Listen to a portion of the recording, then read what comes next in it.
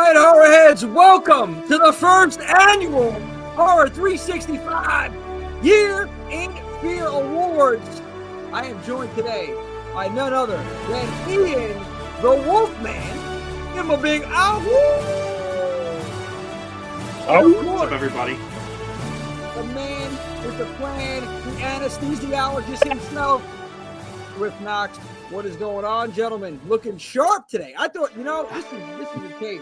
I needed this. I'm not the only one with a blazer today. Thank God. I dressed to impress, guys. Well, listen, we got to get right for the Friday Night Delight. You know what I'm saying? Yes, sir. Listen, special Friday, of Horror 365 Live. Normally we're on Wednesdays, but, I had a meeting, which I don't want to spoil anything, but some news actually around Horror 365 we'll get to eventually. So I had a meeting for some future event. So we pushed it this week. And you know what? I'm glad that we did, because Swift, you and I, we had this conversation after the Oscars. And, this is every year. And Ian, you could vouch for this too. Every year, our genre, they just take a big steaming pile of crap on our genre. Every year. So we don't get the respect we deserve. And Swift talking about, there's other people that do awards for horror, maybe one in particular. But I said, you know what? We need to do something. We need to go live, and we need to give everybody our choices, our picks for 2024, different categories. Now, there are 13 categories today, all down the line. I'm talking best supporting actor, film studio of the year, best sound, best director, best indie film, villain of the year, final girl of the year, best makeup, best picture. We going down the line. WTF moment, kill of the year. Guys, there's so much going on that we're going to get to over here. Before we get to that, I'm going to definitely ask you both a question. But, I got to say, touching on that point that I was talking about, doing this show last minute. So I just want to make this clear to everybody that's watching this right now, that this was literally thrown together with little time and crazy schedules. So bear with us. This is nothing like what you're going to see, obviously, on the TV, but we're going to deliver as only we can at Horror 365. And the goal is to make this something, a spectacle. As of next year, I can officially announce right here, you're getting exclusive, everybody, that Horror 365 will be doing a live award show at the Emmaus Theater in Pennsylvania. Okay, it's a mom pop theater. Love the vibe. Shout out to Rob, the owner of the Emmaus. He's on board. We're going to be doing this live next year, selling tickets maybe at $6.66 a piece. I don't know. We'll come up with a little gimmick on the number of that. But anyway, let's get to this right here. Let's get to 2024. And I know I babble, so you guys got to jump in sometimes. But here we go, guys. Let me ask you guys this question. Ian, I'm going to start with you, Wolfman. What in our killer genre stood out to you the most in 2024? You said what movie? Yeah, or anything in general. Could be movie, could be moment, anything in our killer genre that stuck out to you, that stood out the most. Stood out the most? I'd say for me, I went into Late Night with the Devil completely blind. And some friends of mine kind of brought it up. I was aware of it because, most of us know who David Dastmalchian is, and he's been in movies for a long, long time. Like, go back to Dark Knight and all kinds of stuff. And he's phenomenal. Big, huge horror guy.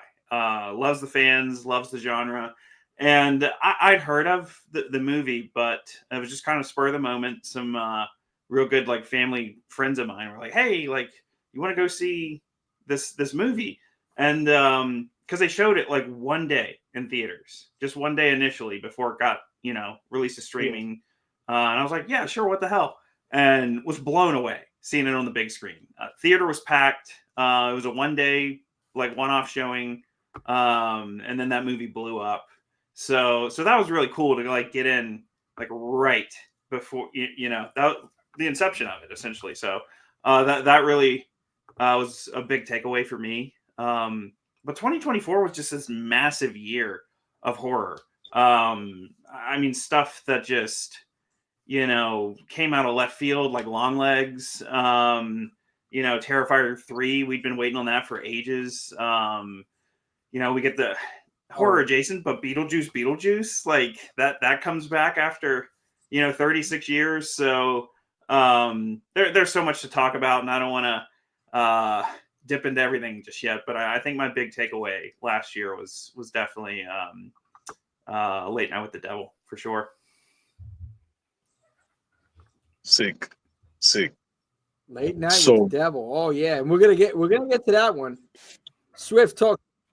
What stood out to you, buddy? Yeah, so what stood out to me, 2024, was the sheer volume of movies we were getting. Theatrical. The sheer volume of theatrical films we were getting.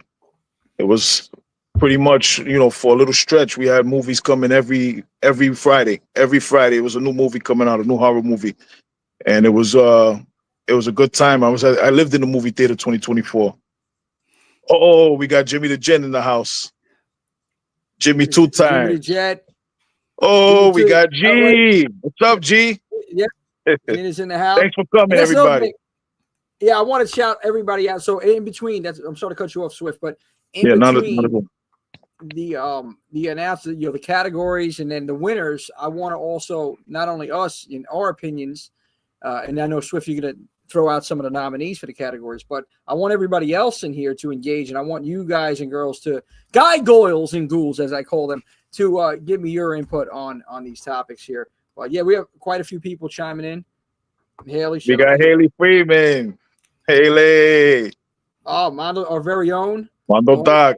Shout out to Mondo Docs. Please check out his channel, Mondo Docs. Lawrence, incredible what he does with those documentaries. But to everyone for joining us. Goddess of Death 7. Rebecca Hope. You guys, thank you. How's everything? 753 was amazing. Gave Halloween and Christmas vibes. You're right. Never thought I'd see a Christmas movie in October. Big. Aesthetically Jess. Yep. It's everything. Thank you, everybody, for coming out. Now, Jared, hello. Listen, they're the intelligent ones. I'm just here. I'm just a showman. Oh, that's scary. When I'm the intelligent one, that's scary, bro. Oh, Trippy Hippie. Late Night with the Devil was one of the top 3. Yeah, it was good. It was really good. So talk to us now. You know something else that was crazy about 2024? Freaking we had Immaculate come out with Sydney Sweeney. That came out, and it was about 2 weeks later or something like that. You had The First Omen. They were pretty much the same type of movie, only a couple weeks apart.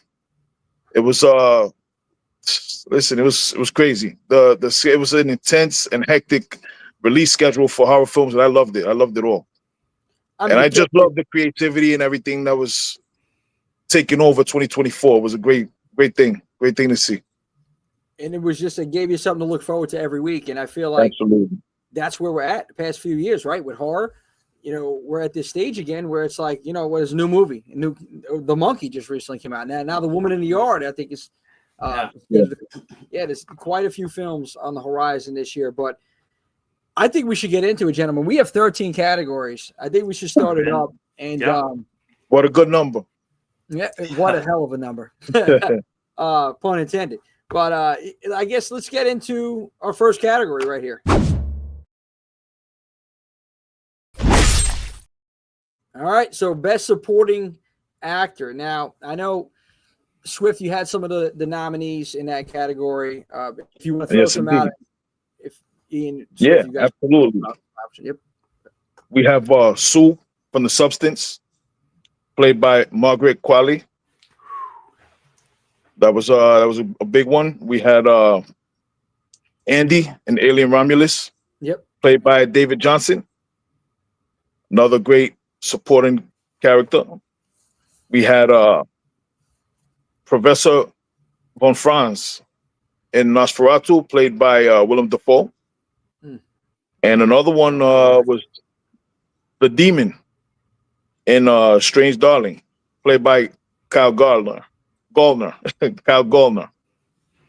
So those are just a few. If you guys got any, shout them out. And you guys in the chat, let us know who you think. What we got? Let's see. Let's go to the chat. See what we got before we give you our. Yeah, We got Beta in the house. It's just like when you're watching In Search of Darkness documentary. Yeah. Saw X off the first time. Monster Mania when we turned. Yo, we did. We turned up. Can't wait to see everybody who comes out to the conventions. Can't wait to see everybody again. Convention season's up and running. Can't wait to see everybody. Captain McKay.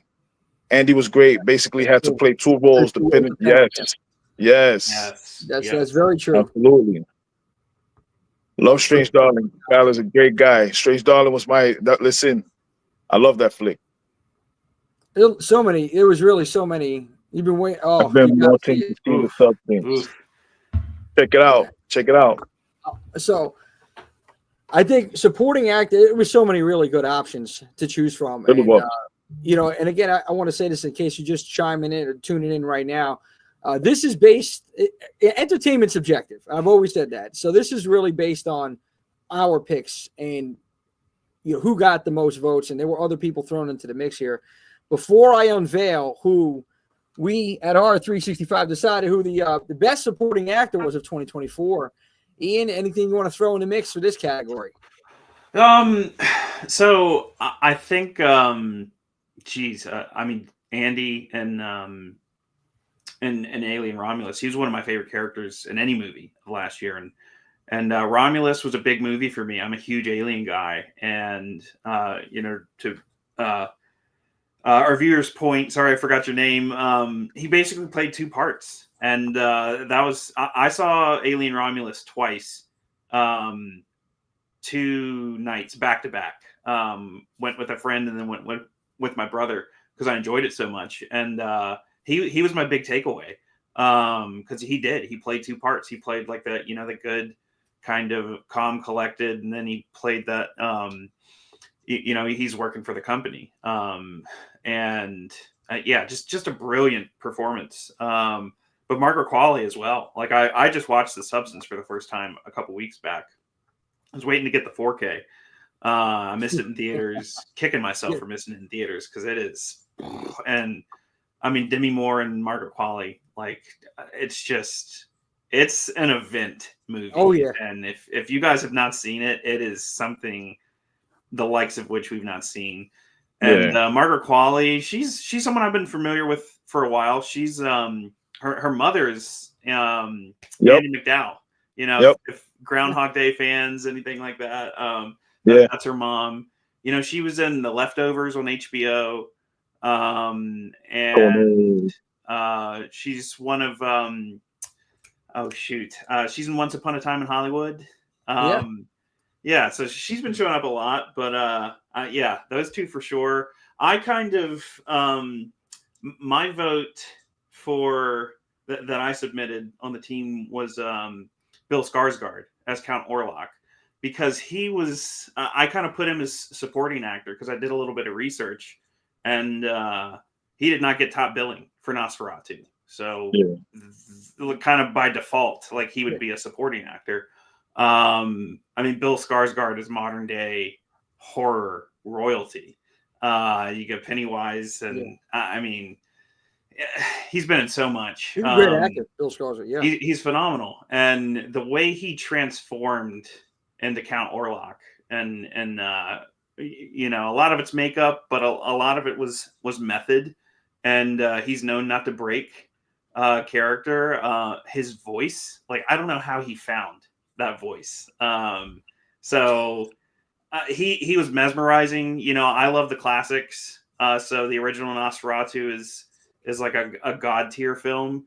And this one was a god tier film. And I feel like a lot of that had to do with Skarsgård. So that's kind of why Skarsgård was my vote for best supporting actor. And when I seen that too, I'm like, wow. I thought about it for a second because I was like, technically, he is supporting actor.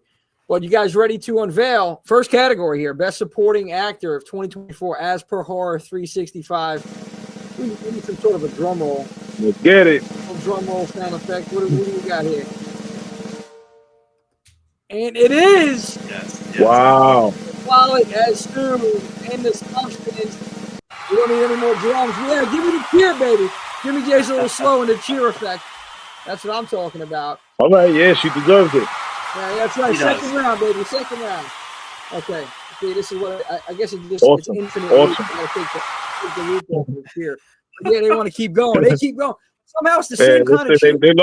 they love the performance, bro. What do you want them to do? So Oh yeah, she's you beautiful know and what? haunting and all of it. Like fantastic. She was in this film outstanding. She was, I mean, all around. So, but I guess what did it, and well, obviously the votes, but you know, I think, from my opinion, I also chose her, and the reason I chose Sue or Margaret Qualley is because the exchange that she had, and I'm not going to spoil it, but just the exchange she had with Demi Moore, and I know you've seen the movie, just that, you know, towards the end, and in the battle. That was a battle between the same person. Yeah. You know, like, and it was just, it was incredible. It's just that scene alone. And I love what she did. I love what they both did, her and Demi Moore, in this film. And I was really surprised. And I was also surprised, Ian, you know, I didn't see this in the theaters either. I just recently saw this movie and I was blown away. I'm like, how the hell did I not see this movie earlier? So definitely, I know I wasn't the only one, obviously, that felt that she deserved this spot. And that award goes to Margaret Qualley, Sue from The Substance, Best Supporting Actor 2024, as per Horror 365. All right. Guys, I know I got to insert a cheer thing here somewhere, continuous cheer. Let's see what everybody else is saying over here. Wow, we got. What do you guys think? Sound off. Let's see what we got Tap here. in and let us know. Oh, yeah, Jess was saying she got some pizza. Yeah, she got some pizza. That's right. Send some slices over. We got Johnny. That's crazy. 80 million, grossing 350 million worldwide. Okay. Yep, Substance. Yeah, Substance. The Substance wins. Yeah. What else we got here going down? The great actress. In the building. Chicky. I promise, no spoilers. No spoilers. You gotta watch it. You gotta watch it. Yeah, man, you gotta watch it. Wow. For everybody in the chat, Chicky, that's my mom. That's it. Everybody, And thank there you we for go. coming in. Yeah. Oh yeah. Oh yeah, Trippy big hippie. time. Big time. The atmosphere was sick for that movie. BD energy. Anyway, we're not gonna listen, Yeah. man. We had a lot of good films to choose from in all these categories over here, and it was tough. And when I was looking at everybody's votes, I'm like, wow, you know, different on some. Some were like all different, and it's like it came down to me making a decision literally on a couple categories, and then there were quite a few that were the same, and it was like, okay, it was clear cut who was going to win certain categories. So we're going to get to the next one that we got lined up over here, which is Film Studio of the Year. Now, there were a couple of really good nominees for this one. Oh yeah. And give us what do we have on that? Oh yeah. And the nominees are There it is. we got number one, we got A24. A24, they put out Heretic, which is a sick flick. They put out Maxine with Mia Goth. You know, that was part of Ty West trilogy of X films. They also put out it's a smaller flick. I saw the TV Glow. I don't know if anybody in the audience ever saw that movie. I saw the TV Glow, but it was good horror movie from A24.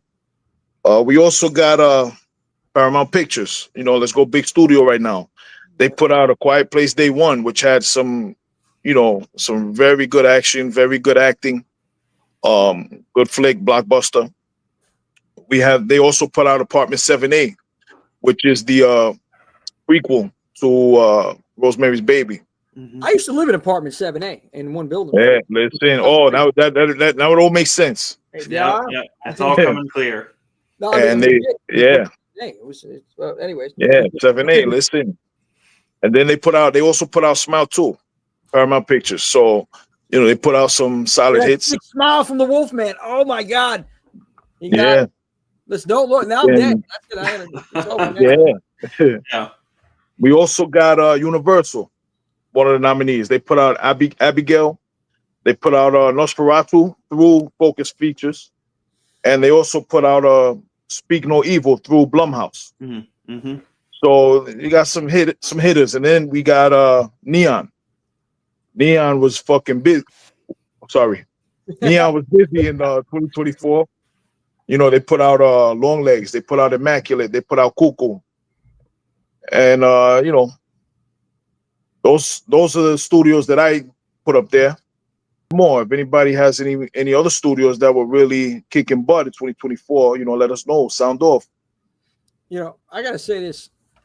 Just listening to you run down some of the studios there, and of course, we all know the big ones, Paramount, Universal, but I've noticed just an influx of independent film studios over the past couple of years, and they are making some damn good movies.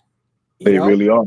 A24, really, with the whole Maxine and X and Pearl, like that alone, and you know, now with Neon and I mean, look at what, you know, Damien Leone's doing with just the Terrifier franchise. Mm-hmm. You know, it's just goes to show you, if you have passion and dedication, you can create magic. You don't need big studio money to be a blockbuster hit. So, and I think that's what this decade is showing us more than anything else. What do you think, Wolfman? Oh, absolutely. I mean, Neon was a big takeaway. I mean, you get Osgood Perkins in there, and Longlegs was huge. And I saw The Monkey, like you mentioned earlier, which, as for now, is my favorite movie of the year so far. Yeah. So, you know, it's fun to see these smaller studios kind of step up, and I think there's a whole lot more risks being taken in a positive way with these smaller studios. A24 is massive. I mean, you get you know, it really was the X trilogy. I mean, Talk to Me. You know, there's so many Hereditary and Midsummer, all that stuff. You know, so I love seeing these lesser known studios like rise to the occasion. Not to say that there's not great stuff coming out of you know, Universal and Paramount and Warner Brothers. You know, you get the smaller studios, like creator-owned studios that are like partnering, like Atomic Monster from James Wan, and you know, they're partnering with New Line Cinemas and Universal and Blumhouse. So you know, horror sells, and I mean, horror is a foundational thing for the big studios, going back to Universal. So it's great to see that it has not gone away, and it's only getting bigger and better. But I think the true treats lie in those smaller studios right now, for sure. Yeah, I mean, they're more flexibility. That's what I feel like too. They got more leadway to do things that the big studios are not able to do, and I think that's what's making a lot of these films why they're hitting a home run with so many of these films. So we're gonna get right into it. We're gonna find out what is at the moment. Here we go, film studio of the year. I should have did that first, but hey, listen, better late than never. So we need the drum roll, baby. Where is it? Let's get that drum roll going. All right, finally took it. What do you guys say? What does everybody Film say? What do you think? Of the year 2024, as per Horror 365, is Neon. Film All Studio right. of the year. Oh my goodness. Yep. So Neon wins. Not mad at it. Not mad at it. No, I was a little surprised. I don't know. I don't remember what you guys had. Dude, Yeah. I will admit, I left one out of the list, and this was the one that I totally left out to vote on. Oh, but I would have picked Neon. I totally would have picked Neon. Yeah. So, haha. Yeah, I Neon picked wins. Neon, man. As it You should. can't. Yeah. You can't deny the impact that they made this year that just passed, 2024. Yeah. And going back to what you guys were saying about the smaller studios, you know, the budgets are smaller, so it forces the filmmakers to be more creative. And being that the budgets are smaller, there's less hands in the pot. There's less hands saying, "Oh, do this, do that." You know, when you have all these investors there, you have to serve all of these masters. So right now you're serving a creative master, and they're really kicking butt like that. So congratulations to Neon, and keep up the great work. 100%. I agree with that. And you know what? We talked about some of the films. Let's go to the fans. Let's see if they what they're thinking about this. Jimmy the Gent chimes in. New Line Cinema was great in its prime. Yep, when they made Blade, not only made an amazing trilogy, but started Marvel's success. That's a fact. Ilson, what's going on? Ilson. Godzilla -1 horror film queen says. Horror film queen. That's Vader. She's the published. She's the published content creator. She's published in Horror Hell magazine. Oh, So we have royalty here with us tonight. Yeah, Rush. Roll the carpet out. Horror film queen in the building. There we go. Of course, our main man over here, Tony Massari as well. Tony, we got Tony. Right, Tony's no baloney. Tony, by the way, I love that leprechaun thing. You feeling a wee bit Irish, aren't you? There it is. But little leprechaun. But yeah, guys, I think we talked about these studios and the impact that the smaller studios have had on that. Let's see what Captain McKay, what's going on, Captain? Love -1 as a Godzilla fan and a fan of good movies. Oh, absolutely. 2023, that was one of the best movies of 2023. Yeah. Godzilla -1. Yeah, that Johnny, shout out to Johnny Sparks, our other fellow Horror 365 family member. He's chiming in as well. Johnny's here. He's a huge Johnny Sparks. We love you, brother. Yeah, we love you, buddy. And he's a huge Godzilla fan. And there may be some, ideas we've been tossing around for some other kind of content. Because listen, we cover all aspects, all sides of horror. But right now, guys, 3, right? We had 2 down, right? It's 2. I got to get it together here. 2 down, 2 categories. The third one, here it is. Next category that we got lined up over here.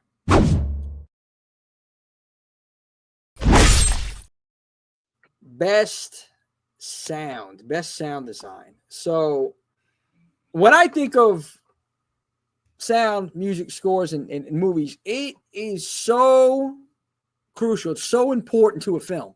It sets the tone, especially in horror, in our genre. It builds anticipation. It has you on the edge of your seat.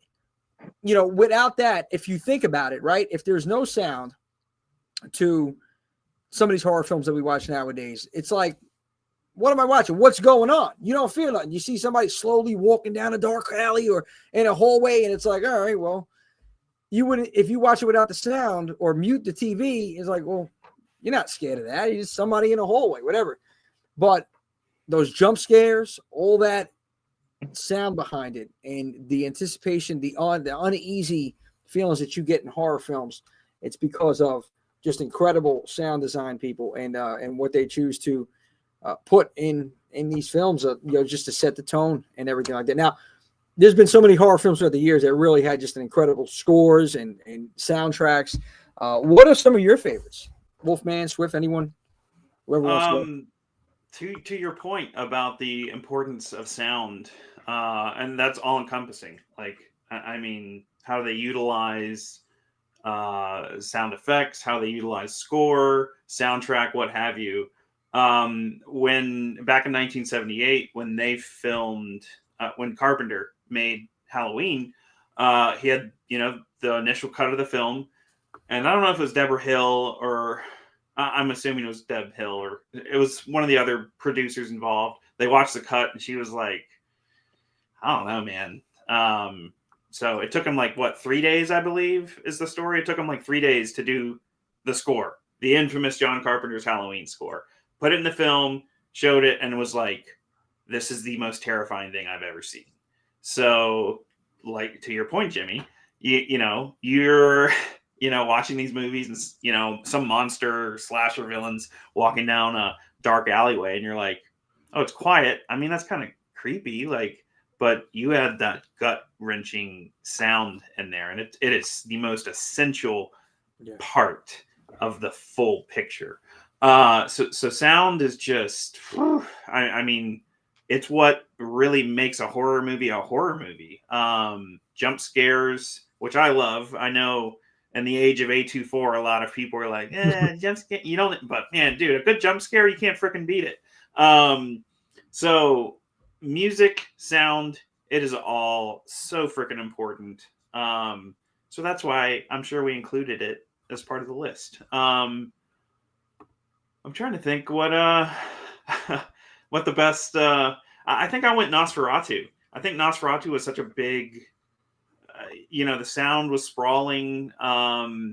You get Count Orlok and it's bombastic and loud, and then you get those real tender moments where it's sweet, and so it's finding that balance. Adding it to the scenery. Plays with your emotions. Yes, exactly. So sound's super important. And it's something I think, unless we're talking about it, a lot of us don't really think about just how important it is. For some reason, I said playing on your emotions. Ian, you're absolutely right on that. And I just had an image of Big Worm from Friday. I don't know. I know this is not horror. Playing with my picks is like playing with my emotions. Jimmy. Anyway, Swift, talk to us, man. What do you think? Sound. What's some of the scores that stick out to you? It doesn't have to be 2024, just in general. Well, when it comes to sound, yeah. let's go not as far back as the Universal movies, but let's talk about Psycho. Psycho, the song, the shower scene. Oh, yeah. Everybody hears that noise. They know that. Everybody knows what it is. Halloween, Carpenter, much to what Ian said. Yeah. Halloween, 1978, Carpenter. Yours. Look at that. Friday the 13th, Harry Manfredini with the violins, the violent violins. His scores for Harry Manfredini very similar. Yeah. Think of what about Nightmare on Elm Street, the original? They had some sick songs in that score. Mm-hmm. So sound is very important, man. Sound is amazing. It really, like Ian said, sets tone. It accentuates atmosphere.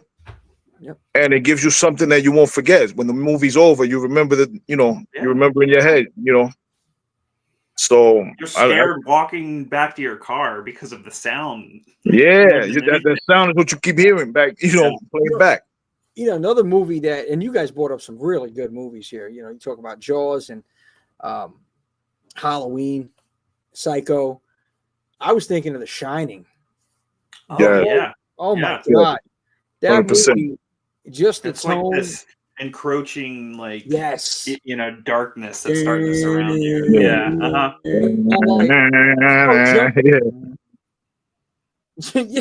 Yeah.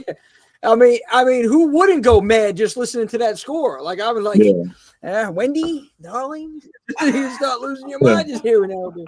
Man, come on. Tubular Bells. Oh, dude, excellent choice, Swift. Oh, yeah, that's like iconic. Man, that's another one of those iconic themes. Yeah. Tubular. Yeah. But let's get to it right now. Who we got?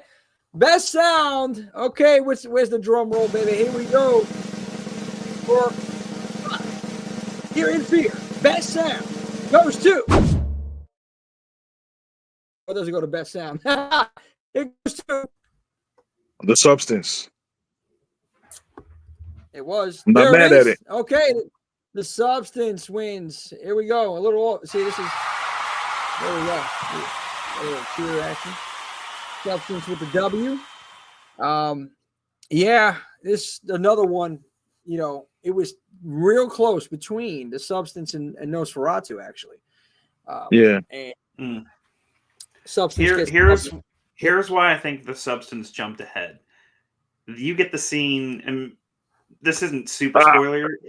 You know what I'm going to talk about. The scene with Dennis Quaid eating shrimp, and it is so loud, and you hear the crowd feeling, and oh, dude, it's like oh yeah, it's great. Listen, that is everything. Like, number one, not only the sound of The Substance, but the shots, the close-ups, all those different shots of the camera work was very unique, and it made this movie different. And with that sound, like you said, with those effects, and even just the pulse at times when just the pulse, that throb, that beat, like you felt it. You were in the movie. Like, I thought my heart was beating that time. I'm like, man, just listen to this. it's just I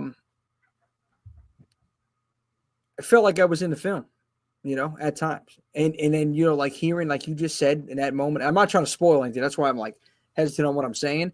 But like, oh my God, that was so annoying. Like I wanted to throw the remote at the TV at this guy. Like I wanted to sit by the table and just say, and then you know what got me even more than that? Because I live with somebody that's OCD, and you Swift, you know this already, Miss OCD. Yeah. So this guy with the dirt, his hands were filthy. Oh, and yeah. you're patting somebody with shaking hand. Wash your fucking hands. Yeah. What's wrong with you? Disgusting, bro. My God. Jeez, that bothered me. Chew with your mouth closed. Stop talking with food in your mouth. They spew all over the place, man. Oh my God. It was disgusting. I'm sorry, but yeah, it was, man. Again, not trying to spoil it, but yeah, that part was ridiculous. Please watch The Substance. The filmmaker is a huge fan of films like The Thing. Trust me, if you love The Thing, you'll love it. Nice. Yes, 100%. Yeah. That's 2 awards for The Substance. I really, Okay, you really gotta watch it now. Let me. Go ahead. Yeah, go ahead, Jimmy. No, you got the floor, buddy. I want to some honorable mentions that were in contention for the best sound. As Ian said, Nosferatu, but we also had Terrifier 3. The sounds in there were pretty sick. We had Alien Romulus. The sound design in there was flawless. And we also have the movie Oddity, which had the sounds were nuts. That's very, yeah. What do you guys think? Sound off in the chat. Let us know. 2024 movies. 2024. Out here. Wait for the horror heads to jump in and see what. Horror Film Queen. I feel so bad. Oh, you gotta watch it, bro. Hey, Don Jacob. Shout out to Don. Appreciate you joining in. The sounds from the kills made it awesome. Yes. Yeah, absolutely. So Don, a little shout out to Don and his wife. What's up, Don? LV Nightmares crew over here. Oh, LV Nightmares. What's up? Yep. So I appreciate you chiming in, Don. These guys, incredible cosplays. Check them out too. Follow LV Nightmares. They're local around Lehigh Valley. And they have they're really passionate horror fans, and they have incredible get-ups. And I want to give a big special shout out. I got it signed. It's not here right now, but by a young Don's daughter, Cheyenne. Okay, incredible pale girl outfit. The cosplay that she did was outstanding. And I got the first autograph because I know there's going to be many more. Nice. I'm telling you. There's many more she's going to be signing in the future. So shout out to Cheyenne, the pale girl. And yeah, the incredible family over there. Really can't wait to link up again with them. But yeah, I want to see. Much love to LV Nightmares. Much love. Yeah. Big Tone. Late Night with the Devil. Yeah. I mean, it's funny because I've seen a lot of, in every category, some of like the same films, like just switched around. Because those that really just stuck out a lot. And I was hoping, and this is a spoiler, okay? And it's not for a movie. It's for this right here, this award show. I was hoping to get something for Tarot. Okay, I don't know. I enjoyed that, but nobody else did in the fucking Horror 65 family. Jesus, can I get one more person? Just one more. Listen, I liked it. It just didn't make the cut. It didn't make the cut, man. Yeah, but it's okay. Didn't make the cut. I don't know. It just Destination vibes. That one. That's probably what it was. Yeah. Very 2006. That was a good era. Yeah. Thank you. Killer reactions. Super underrated. Give all right. Here you go, Brian. Him or her. Give them all a prize. Find somebody on my side. Thanks for coming in. Thanks for checking in. Jeez. My God, I just want to appreciate you, bro. Guys, I can't even have one of my own family members here actually agree with me on something. It's okay. I'll forgive you. Subjective, right? So we move on. Next category. Lining it up, baby. Here we go.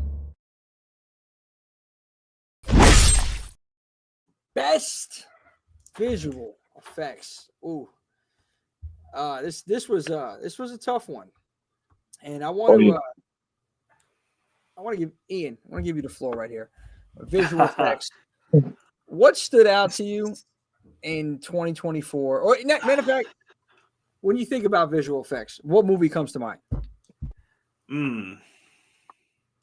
I feel like most of us are purists, so most of us want um, the less CG, the better. Um, so most of us are 80s, 90s, grew up 80s, 90s kids, and the golden age of practical was the Mhm. 80s. So you know, I'm I am not. I don't die on the hill where it's like if it's CG, it's trash. Not at all. I mean, there's stuff that we grew up on where we get into that early 2000s where it's just trash. Even some 90s stuff, Lawnmower Man. um, and it's like Jimmy, you and I kind of talked with Dave Weiner about this, where if you can suspend the nitpickiness and just realize the stuff that it's of that time period, it's of that era, and there's some heart, real work went into that stuff. So fans wanted to rip apart Alien Romulus, and if you guys haven't seen that, I don't want to spoil it, but there's a certain cameo in that was like 100% computer generated, and I freaking loved it. Now, I'll be the first to admit, was it great? Quality wise, was not great, but I felt it served the story, and I was totally fine with it. Like, it fits in with the timeline and everything. So my point being is, while I think we all want practical, there are instances where computer animated stuff, it's like you got to go that route sometimes. That being said, I don't think visual effects is just practical or computer animated. I like sometimes we're talking about cinematography, all of that kind of under one roof. So for me, I got to go Nosferatu. Now here's it's not exactly the reason most of you would be thinking why. Yeah, I was about to ask. Nosferatu had so much inspiration taken from Tim Burton's Batman Returns. There have been side-by-side comparisons where like long shots from houses like Wayne Manor and Batman Returns, and the snow falling. And I think Robert Eggers, even in interviews, has said that Batman Returns was like a huge visual inspiration for Nosferatu. And I freaking love Batman Returns. To me, it's a monster movie. That movie is monstrous. Like, Batman's a monster, Penguin's a monster, Catwoman's a monster, Christopher Walken's Max Schreck is a monster. So I freaking love that movie. And once I'd seen Nosferatu and heard and saw like those comparisons, it is freaking a beautiful, beautiful visual storytelling film. So it's for me, I gotta go Nosferatu on this one. The visual stuff that like sucks you in, and you're like, if I don't absolutely feel like I'm here, I want to be there. So it kind of sucked me in, and so Nosferatu, maybe it's that my goth heart, but that's it for me. It was a really good comparison with Batman Returns. I could definitely see that. Yeah, I enjoyed that as well. Swift told us. Now, what were some of the nominees that we had in here? Okay, some of the nominees for best visual effects. You had something that Ian spoke about, Alien Romulus, which I disagree about the cameo. Like, I felt that could have been practical. You know what I mean? Just because of the nature of what it was, that could have been practical. You know what I mean? I agree. Yeah, so Alien Romulus is one of the nominees. We also have Terrifier 3. Effects heavy. Yeah. Practical. All practical. Yep. Yeah. We have A Quiet Place Day 1. Sick visuals, sick visual effects, cinematography, everything like that. Yeah. We have, again, I know everybody's sick of hearing it. We got The Substance in there. And we also got Abigail, which had some amazing visuals. You know what? If somebody out there is probably watching right now and saying, if The Substance wins one more goddamn award, that's it. We're done. So Oh yeah. we got. I mean, really, we're in a time period where we're getting the best of both. Yeah. We are. We're getting practical in what Damien Leone's doing, and again, people are going to crucify me for this. I think the man is the best practical effects artist out ever. And after just seeing these films, and that's a bold statement there. Just the length that he goes through for some of these kills is it's off the charts. But also, like with CGI, it costs a hell of a lot more money. And though if it's done right, it's going to look absolutely incredible. If it's done wrong, we're going to love a cheesy horror film or sci-fi film called The Lawnmower Man. But it speaks to the times, though. Also, like again, we're in this time period, man. We're in this where we're getting the best of horror. I feel like, and there's a lot of people that don't agree, and that's fine. I just feel like 80s really set the tone and really took horror to another level. But right now, because of the technology that we have, this is the best time to be a horror fan. But let's get right to the winner. Best visual effects.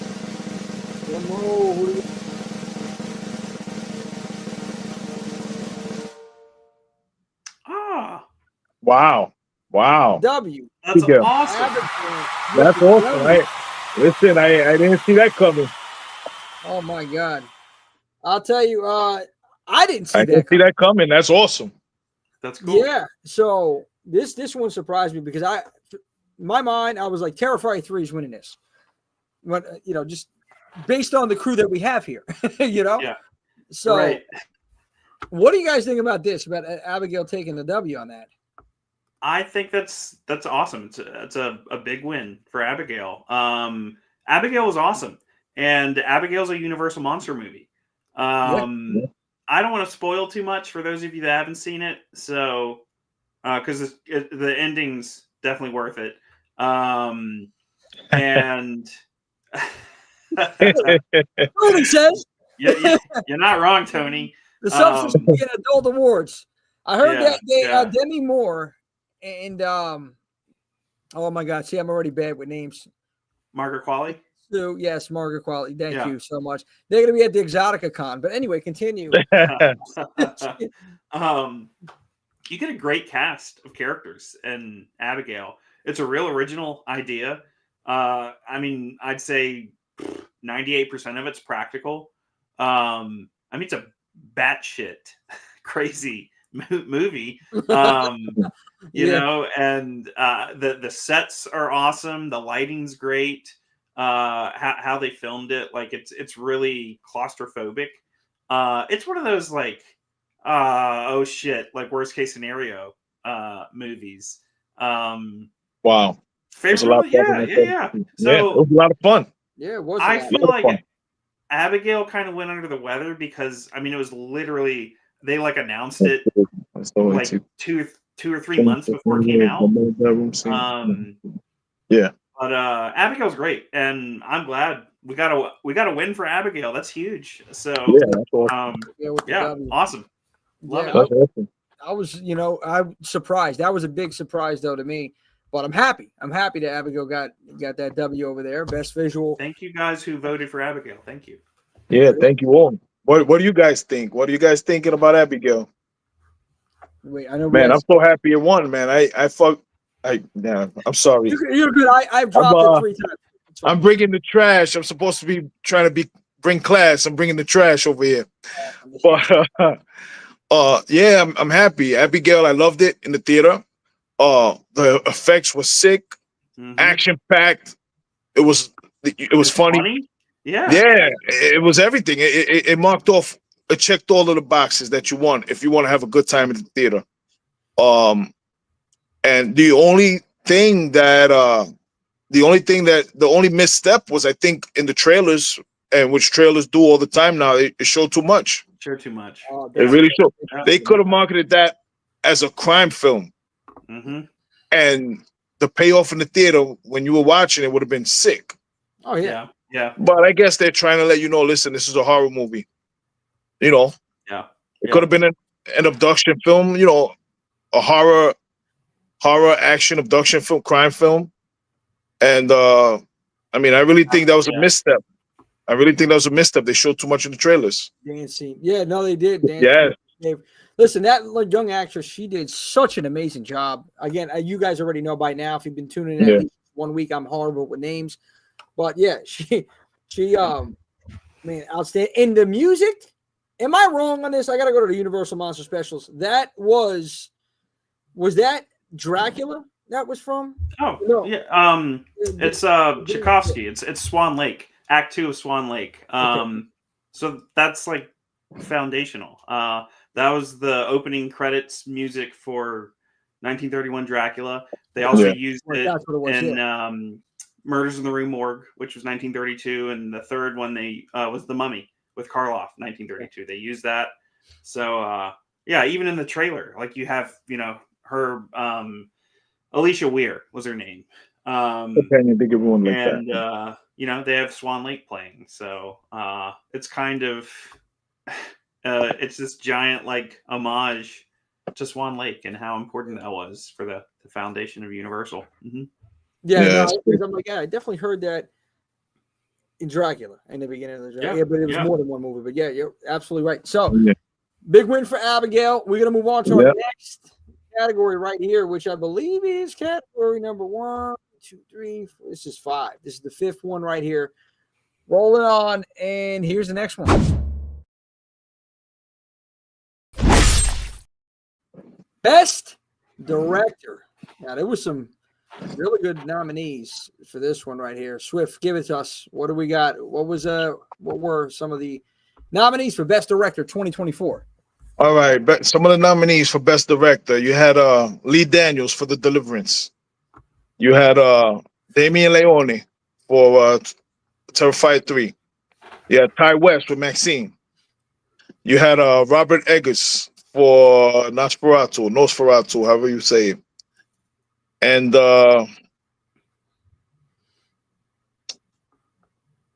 we had a few more, but let's leave at those 4. Okay. Yeah, let's leave at those 4 because we're getting crazy already. Yeah. So, directors. Who's your favorite director of all time? It's a loaded question. Swift. Wow. That's like asking what's your favorite movie of all time. Like, you know, it's it gets so crazy with it. Like you kind of have to specify. But listen, I can't lie, you know, Carpenter across all genres. I gotta say Carpenter is one of my favorites. Who else? Scorsese, one of my favorites. Listen, I like Matt Reeves. I really like Matt Reeves' stuff. Yeah. Carpenter. Oh, we got carpenters in the house. A lot of carpenters. You guys went to trade school, I guess. But so yeah, I mean, there's so many great directors, and they all bring something different to the table. Well, Wolfman, who comes to mind when you think of director? So I'd say I don't know if he's someone I've been spending a lot of time with right now, and going back a few weeks ago, I've been watching and rewatching his whole filmography. Christopher Nolan. I knew you were going to say Nolan. Yeah, Christopher Nolan he always finds a way to reinvent himself, and it's fascinating. Like, go back and watch his first movie is called Following. It's black and white. It's crazy. And then he does Memento, which is also absolutely crazy. He does Insomnia with Robin Williams and Pacino. And those movies, you get those like first initial little footsteps of Nolan. He's not fully realized, but after Insomnia, he does Batman Begins. And that's where you're first like, oh, okay, like I see. He's still, I feel like, kind of tied a little too close and too tightly to DC and Warner Brothers with that. And I think by the time he gets to the Dark Knight, they're like, we have enough faith in you. Do whatever the hell you want. And then he builds like to Tenet and Oppenheimer and stuff. And he's just sprawling. He never misses. I mean, there's other directors that are, God level, Ridley Scott, but Ridley Scott has some misses. He legitimately does. Like, his hits are flawless. Del Toro is great. Freaking Lynch, David Lynch. David Lynch. Yeah. Hitchcock. Jesus, Spielberg. Spielberg is Americana at its core. And you can't beat Spielberg. And he crossed all genres too. Yeah, he's done everything. We have so many good directors, and it's good eating. I think he probably didn't get a nomination, but he's not done a ton. But what he has done, I freaking love everything he's done. Fede Alvarez, did Alien Romulus. And, he did Evil Dead 2013, which is like God tier remake. Yeah. Fede knows how to take something old. Romero. Day of the Dead. Hell yeah. Dude, the lack of Tony Todd. Yeah. I'm sure we'll dive deep into that at some point. Terrible. But Fede Alvarez, like, he took all the pieces of the Alien universe, Prometheus, all of it, and found a way to like mesh it all, which is a really, really hard thing to do, and it works. But the thing I love about Fede is he can hit all those check boxes that you need for, an Evil Dead movie, for an Alien movie. And then at the end, you get this holy shit, moment that, and we'll talk about that later too, that only Fede Alvarez can do. And that's something that I love about him. So whatever he does next, if it's a sequel to Alien Romulus or if it's something new, he's awesome. So 100%. You know what? We don't have a shortage of great directors. And the person that won this one, I absolutely love this guy. There it is. Let's go right into it right now. Let's get the drum roll. Best director.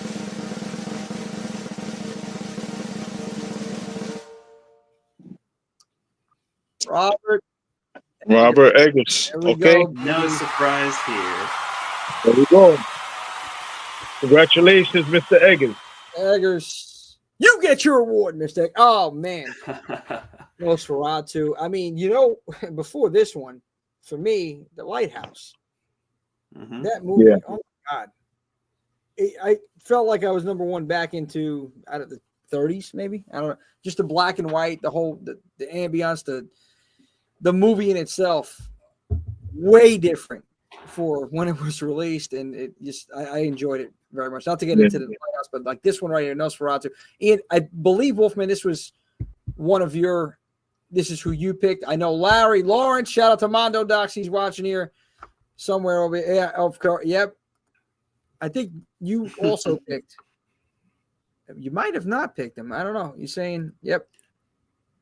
Yep, Nosferatu is a gem. I don't think you did. So I think you said, damn it. Go ahead. Talk to us. Robert Eggers. Eggers is obsessive in the best way possible. And something that I can completely identify with, because when I get into something, it's like all consuming. So Eggers knows how to write a script in classic, Pilgrim jargon. Like, who the hell can pull that off? Like, and he's already confirmed his next movie, Werewolf, is going to be old English, like 1300s, and he's like, I think I just have an old bottle somewhere. Yeah, so. Every cell of every film that he does, it's art, and It's something that a lot of people cannot pull off. So all of his movies, The Witch, The Northman, I mean Lighthouse, Nosferatu. It's just like he's unparalleled in his craft. And so I mean it was a no-brainer picking him for this.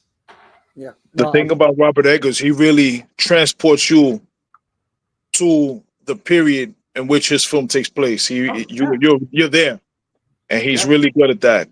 Attention to detail, and just the continuity. You believe you're there. You're living with those characters. Very talented director. I felt the scene in Nosferatu when Tom Hutter, Nicholas Holt's character, is in like the gypsy encampment. I was like, I feel like I am there. Oh, like, 100%. Just dropped in right there. Other directors could have had there were many people speaking English. No, like you got to read these subtitles because this is legitimate. This is how it is, like how it's presented. And so, I mean, it's just, he does the research to know this is how accurate it is for this time period. And like it pays off. It's beautiful. No, 1,000,000%. I agree with you both on this one. And I got to say, there was some tough choices here. Well, not really. When you look at it, it was a couple that it could have came down to. But I'm happy Rob got the win on this one. Nosferatu, just damn good film.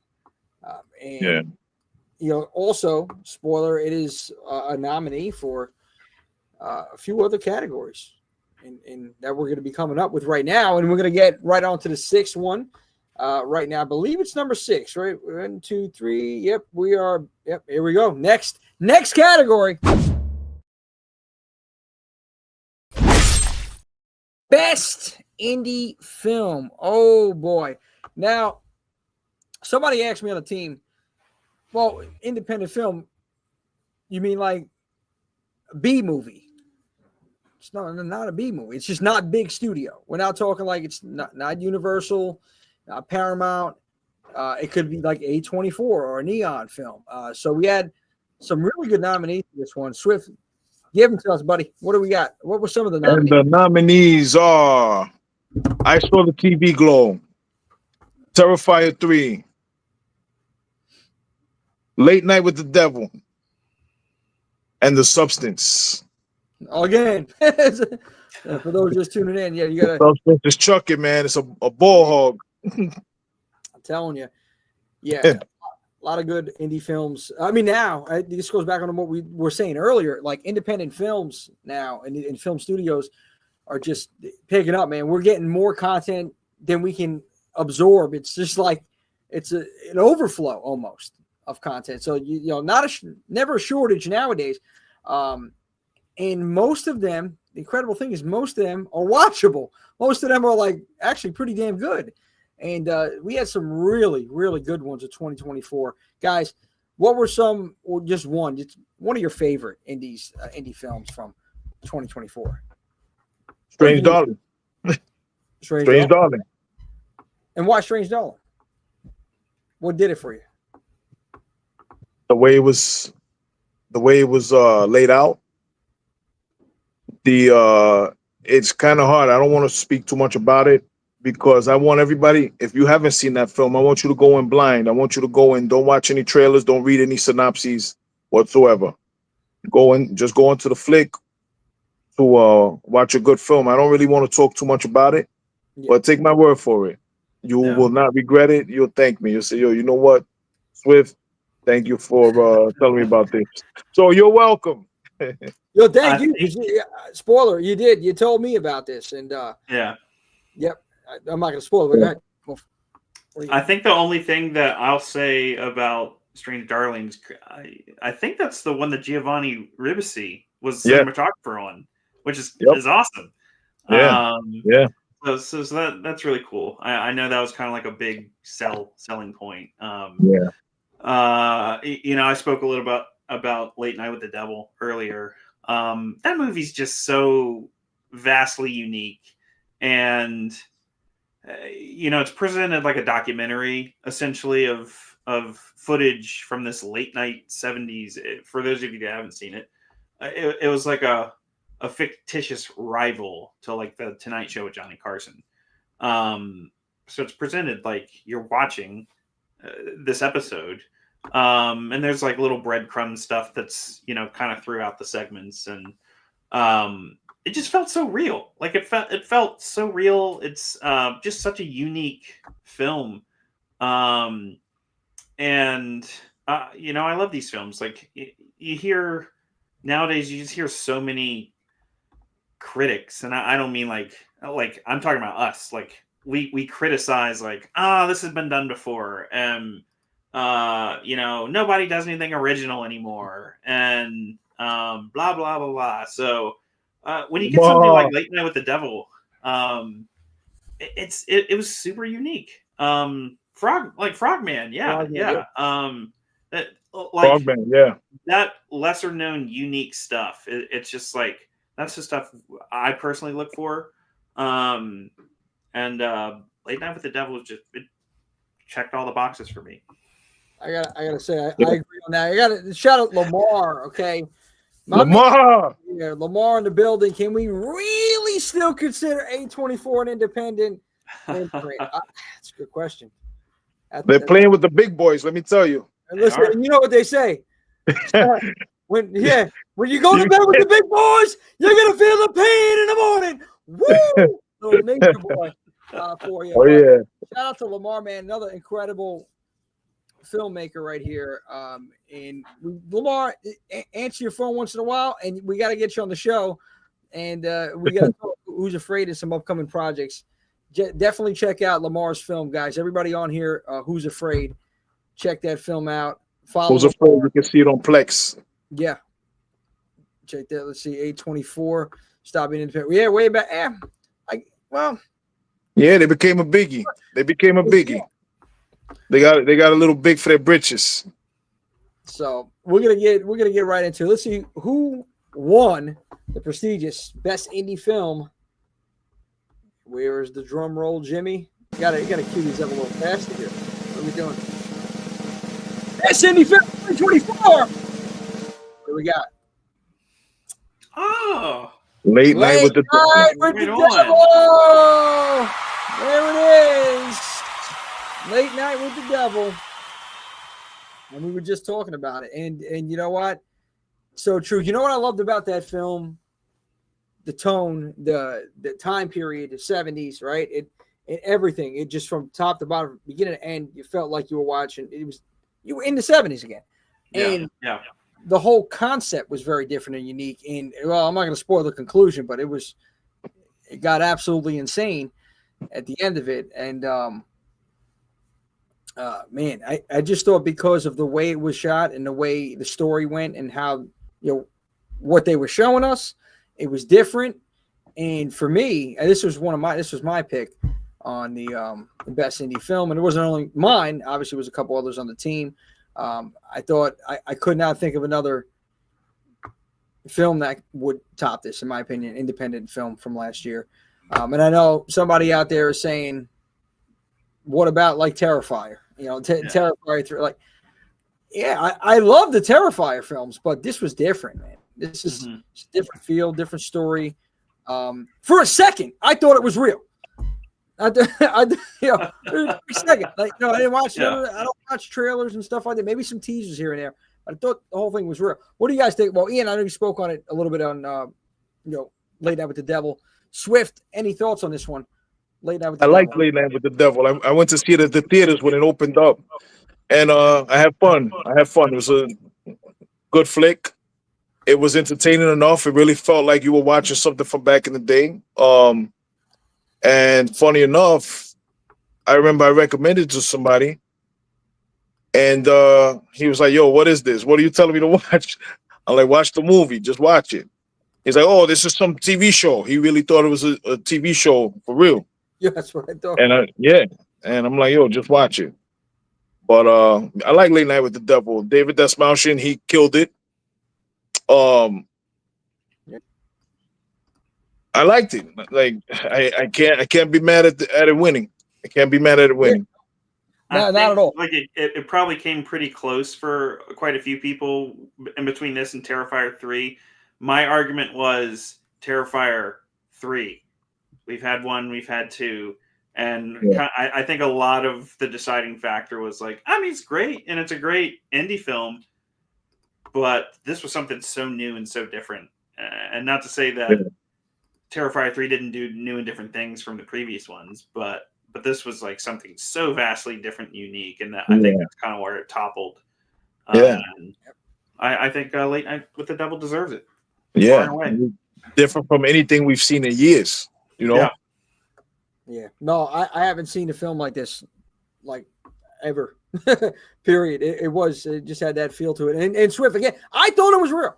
I was like, is this really happening? For a second, like, no way, this didn't happen. Yeah, man, they got me. They got me at first. So yeah, definitely enjoyed it. This one, and we got to move right along here because I know what we'll be talking. We'll be here. This will be a telethon again. But all right, so I think 6 categories down, if I'm not mistaken. Just double check on that one. And we are up to number 7. Yes. Let's see what we're gonna do for number 7. All right. Take it all the way to heaven. Or another direction.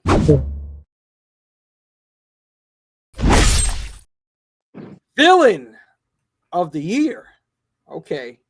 All right. Well, we've seen a lot of creeps and freaks in 2024 and every year. But, man,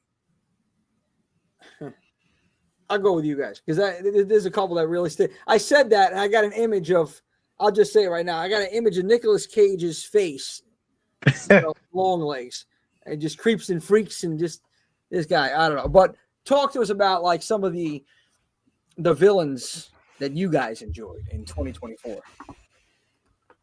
Ian, go ahead, brother. Yeah, I'll hop in. Yeah, I mean, Nicolas Cage and Longlegs is, you know, Nicolas Cage is unhinged in just about everything that he does. There's an old YouTube video compilation called Nicolas Cage Loses His Shit, and it's just it's all the, you know, ramblings and rantings from all of his movies up to that point. You know, I'm a vampire, like, you know, not the bees, Wicker Man. And so one of my favorite things about Nicolas Cage is he has, at this point in his life and career, he has embraced that manicness. Because I feel like a lot of times those older movies are like, you know, fans are like, oh, come on. Like, yeah, this is pretty trashy. And, you know, fast forward to the last, I'd say 7-8 years, he's like, I don't give a shit what you guys think, and I'm going to go for it. And he has embraced that just dumb, funny, manic, and he does it here, and it's freaking terrifying. I mean, the whole just like you know, the scene, and I don't want to spoil it, but I will say the scene where he's sitting at the table, it's just like, oh my God. So yeah, like he was a highlight. Honestly, I am not the biggest Terrifier fan. You guys can burn me at the stake for that. I love them. Like, I love them, but I'm not like, you know, yay art for everything. That being said, just for the sake of the category, 2024 was the year of art. Like, we waited so long between, you know, 2 and 3, and when 3 got here and it was bigger than ever, and it's Christmas time, and you know, no holds barred. Like, we got art in the most sadistic way possible. So I'm not the biggest Terrifier guy, but 2024 was the year of art for me personally. I love it, and it was the year of Art the Clown. But we had some crazy villains here, and like I said, with Nick Cage, we'll speak on him in a little bit as well. Okay. But, yeah. Well, Swift, who stuck out to you villain wise? Like, Who comes to mind? 2024. When you think of like 2024. When I'm thinking about all of the movies, Count Orlok, Nosferatu comes to mind. Long Legs So comes to sexy. mind. Channing Tatum. Wow, Yes, you're that's right. good. Tatum Yeah, and Blink rated twice, film. 100%. Yeah, it really was. He's on that. But Buffalo. the villain that really comes to mind for me was the good old man downstairs, the devil. You talk about Late Night with the Devil. You talk about Long Legs, which is, you talk about The First Omen. You talk about Immaculate. You talk about Apartment 7A. Like the devil was really in his workshop in 2024. Who else do we got? Strange Darling. Again, I'm gonna say Strange Darling comes to mind. I gotta watch. I gotta finish. Why am I gonna spoil it? Never mind. You've been telling me about Strange Darling, and it's like nonstop. And every time I go to sit there and actually watch the entire, it's just I gotta do it. I gotta sit down. I gotta watch this. Oh, I got the number one villain hands down. Like even if he doesn't win, he supersedes. Freaking Dennis Quaid eating that freaking shrimp. Yeah, the substance. Yeah. Listen, yeah. Again, going back to the shrimp, please, Ian. Like, it just I think about it. I'm getting just like I don't know. I'm just getting frustrated. I'm getting woozy here, man. But it's the truth, man. I mean, he's and then it's really I think it's the hands more than anything. I really think it's just the dirty hands. Like get this man a towel. I mean, you when you're eating ribs in a restaurant and they're giving you something to want. I mean, give this man something. And how does the other guy not even notice that his hands is filthy? Like I don't know. Anyway, it's a whole other rant. Listen, Stu. Yeah, I can. Come on, Stu. It's gonna be a scream, baby. You know, love Stu. We mom and dad. My mom and dad are gonna be so bad. Yeah. But all right, let's get right into it. What do we got here? Villain of the year. Get that drum roll, Jimmy J. Let's cue this up, baby. Villain. 4. We got. Yep, and you were right on the money. It is the clown, year. It is the year of Art the Clown. The clown comes back around, baby. Art the Clown, villain of the year. And you know what, honestly, rightfully so. I can't see anybody else taking that.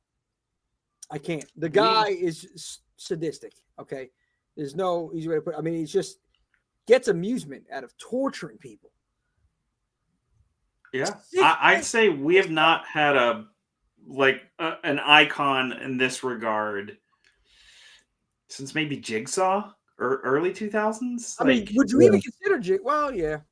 And I'm not saying specifically slasher, but you think Michael Myers, you think Krueger, Leatherface, Ghostface, Pinhead. Like we haven't had anything like that. That's just movie after movie after movie that just takes the spotlight. Yeah, 20 years, like legitimately. And Jigsaw, I wouldn't even quite put up on the same level, but there's so many movies, and Tobin Bell's an icon, but I just can't think of anything else. And like we get this crazy little indie film, All Hallows Eve, like before even the first Terrifier, and then the first Terrifier comes out and the second one comes out, and then it's just like he just blows up. And like I love it was indie. Like it's crazy just to see somebody just become the icon that he is, and it's super well deserved, and that's exciting. That's the exciting part of like I said, I'm not the biggest Terrifier guy, but it's so well deserved from everyone involved in those movies, and it's great to see that like he's just the biggest thing right now. Yeah, he really is. And like you said, I'm sorry about that, Jimmy. Go ahead. No, you go. I talk too much. Come on, I'm trying to give you guys, everybody here, the full. I can babble for days. So go ahead, Swift. No, Art the Clown really has done what Ian has said. He's an icon that's been born of the 2000s, and he's really created a connection that other characters that were introduced haven't really been able to connect, haven't been able to create that connection, the connection that endeared us to Jason, Freddy, Michael Myers, all of these characters. Like, this is one character that the people, the young, even the younger people, the kids, really connect and gravitate to this character. I mean, that means whatever it means, but he's doing something right, and kudos. 100%. And you know what? I want to read Captain McKay. And merch long before I even knew what Terrifier was. Yeah. Yep, and merch long before I even knew what Terrifier was. That's the mark of a modern icon. And yeah, I think I get behind this. I know I get behind this because even more so because of the fact that I've met a lot of the cast and crew at the conventions before this was a big thing. This is after Terrifier 1, and seeing them up here in the Northeast, talking to Damien, talking to Dave, talking to Catherine Corcoran, who's in the first one, talking to, oh man, just even the other people behind the scenes, Jason and Mike Levy, Fuzz on the Lens, shout out to them. And they had this idea. Damien had this idea. And it goes to show you, again, I keep saying this, if you have an idea and you are passionate about it and you're dedicated and you put the work in, you can be successful. You can make something.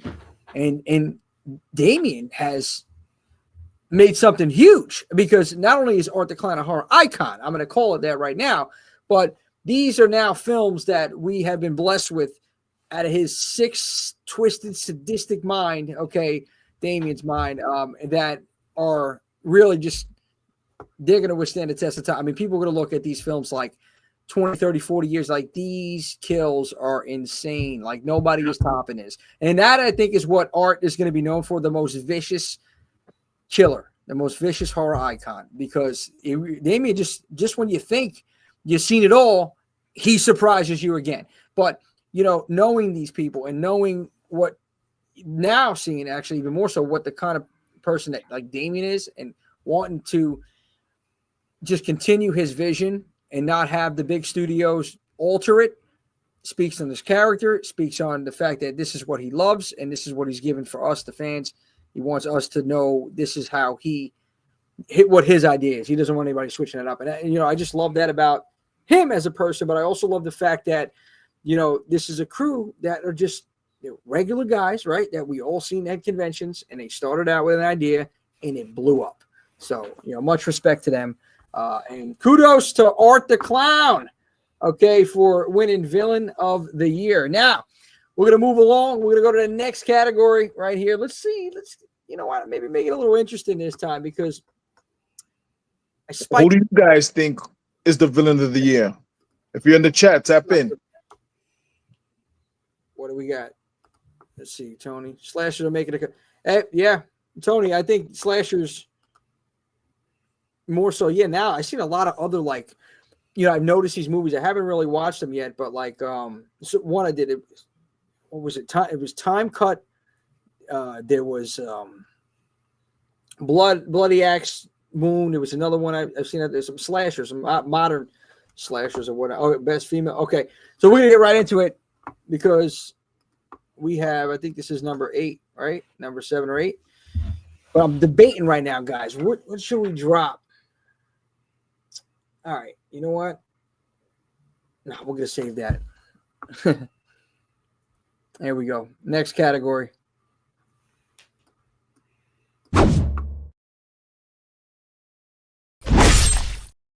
Best makeup. As you guys can tell, you got mine on today. Looking fresh right here. That's it. That'll cover up the ugliness, because God forbid they would have seen me, what's under this mask. Oh, yeah. It would have been turning you guys into stone right here. Anyway, guys, when you think of best makeup special effects, when I think of this, there are a couple movies that really come to mind overall as a horror fan. Like, there's been just so many, great villains and cast members, and even like when you think about even kills, like with makeup and special effects, it's our genre, I think, is the best at it because of that, because horror, because of the kills, because of the practical effects. But when it comes to makeup specifically, what stands out, or what would be, I guess, what would be the difference? What do you think between makeup and special effects almost? Because like practical makeup is a very fine line between that. What do you guys think? Well, I think makeup is when someone that you know, an actor that you know and you're familiar with, is completely unrecognizable by practical means. That's makeup. When you see the bloody scenes, when you see maybe a knife through the neck or something like that, that's makeup. A very integral part of filmmaking, especially horror. And you got some talented makeup artists out there. Like Ian said earlier, Count Orlok was transformed, unrecognizable from the actor that we know, Skarsgård, Bill Skarsgård. So makeup. These makeup artists are sick. You look at some of the classics. You look at my mind is blank right now, but he did. I know, no, you know what it is, man. It's because there's so many that like the same thing with mine. I'm thinking of like so many different films right now, and I'm trying to like pick the best one out of my. Dawn of the Dead, 78. Savini, Tom Savini. Tom Savini. There you go. Thank you very much for the bailout. Yeah, make incredible makeup artists, makeup effects, and some talented guys. What do you say? What are you thinking? Yeah, Foundation obviously were the actors themselves. Back in the teens and 1920s and stuff, the actors had to do their own makeup. Lon Chaney, the god of movie makeup back then, and then studios started to realize like, oh, we need our own makeup department. So the first big legend was Jack Pierce. He did all the Universal monsters, like, I mean, the icons of icons, and he brought them all to life. It's funny, like, I haven't spent a whole lot of time in the 50s, 60s and stuff, but once you get in the 70s, you get Dick Smith, who worked on The Exorcist and The Godfather and stuff like that, and he's top tier. But the 80s is like where, I mean, just Savini, and then Rob Bottin, Rick Baker. Rick Baker is God. Who else? There's one other big one. Screaming Mad George. Screaming Mad George did like the bug, like the cockroach, like the girl in Nightmare 4. Like Screaming Mad George did wild stuff. I think like Stan Winston. Jesus Christ, how could I forget? Stan Winston's like, forget about it. Terminator. Oh god. Like the stuff that he did was just. I think Pumpkinhead maybe. V. Neil, yeah. So, I think 2024 for me, that I kind of have to dip my toes in the substance again, because I feel like, and I don't want to spoil anything. All I'll say is, are you trying to just be a younger version of yourself, Ian? Is that what it is? Of course, of course. No, I'm perfect the way I am, Jimmy, absolutely, yes. So I think the substance ends up like the culmination of the makeup and the substance. I won't spoil anything. The culmination of it is just a love letter to the 80s. I mean, it absolutely is. Like, there's so much Rob Bottin in there. Like all the greats. I can't remember who worked on The Fly. But that's clearly a nod. Definitely the inspiration. Oh yeah. Like, there's so much inspiration in those great body horror movies of the 80s, and the substance just, it captured that essence. So, but it still made it new. It wasn't just like, hey, we're going to take what works, but it's makeup is, it's foundational for horror. I mean, it is one of the pillars for sure. Thanks. No, We wouldn't have Freddy Krueger if we didn't have the makeup guy. You know. Yep. that 1,000%. Kevin Yeager. Jesus Christ. Here look, I don't want to go down this rabbit hole, but I will die on the hill that the best Freddy Krueger makeup and look is Nightmare 2. Yeah, Nightmare 2, of course. Demonic. Like he's got those. He's wearing those like red and yellow contacts, and like dude, he's just like an absolute demon in Nightmare 2. That's the scariest Krueger. 100%. That's the most like terrifying nightmare I think out there. But, we're gonna go over this drum.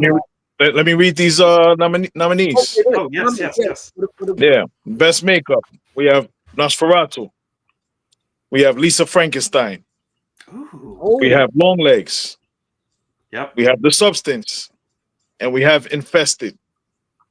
Okay. All really good ones, man. You know, it got me again with Lisa Frankenstein too. Yeah. Forgotten about. Beetlejuice. Beetlejuice. Yes. I keep forgetting that because it's like is it horror? Is it not? Is it comedy? It's not scary, but it's horror though. It's horror. It falls in it definitely falls in the horror category. And here we go, guys. What do we got? Best makeup. Drum roll. Drum roll. It is. No surprise. There you go. The Substance. The Substance. Wow. Okay. Yeah. There it is. Gorgeous. Isn't she gorgeous? Isn't she lovely? That's it. Let's go. Oh, man. Substance on the road today. Oh, boy. Three awards, man. Oh, man. What do we got? Let's go to the fans over here. Tony said The Substance. Beetlejuice.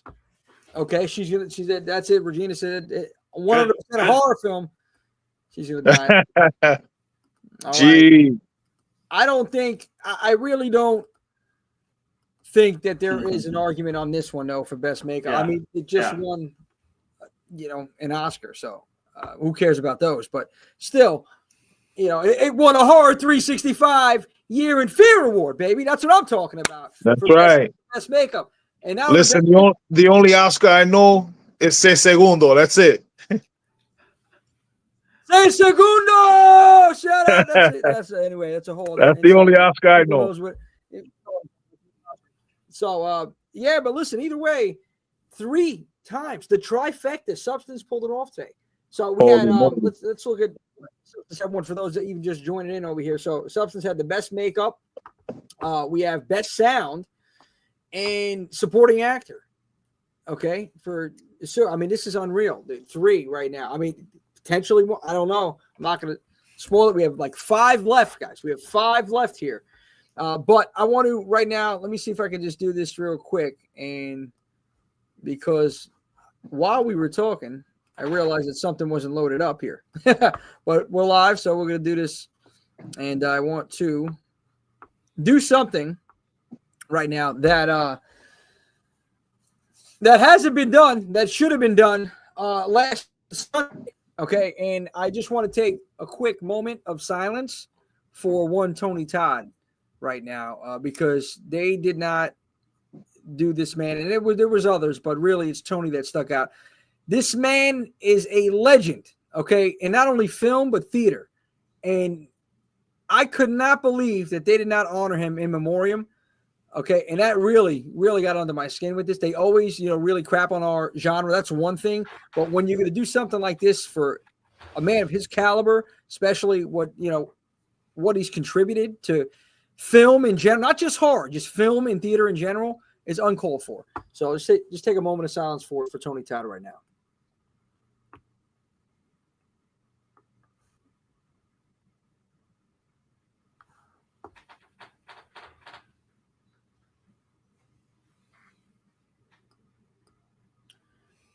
And I know I said it beforehand, man, but so many memories I got of Tony, even like growing up seeing the Candyman.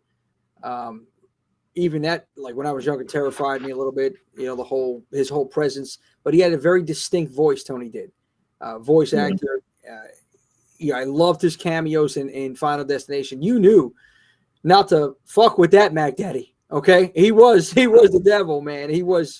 That's the impression I got from Tony. And then I think just when you thought Dwayne didn't do a great, outstanding job in Night of the Living Dead in 1968, and then Tony in the remake in 1990, my opinion, think he superseded his performance. Yeah, and absolutely. That's just my thoughts on Tony as well. Yes, Venom. Did you guys ever get to meet Tony in person? I have. Okay. I did too. Unfortunately, now I've talked with him and his agent on the phone. We were actually a little something over here. We were trying to get an event together, and it didn't pan out. That wasn't Tony's fault at all. It was just something going on with the agent. And you know what? It's really upsetting because we were going to have him for like a dinner meet and greet and stuff like that. But I did get an opportunity to speak to his sister Monique because she's in the wrestling world as well, and I had a little conversation with her.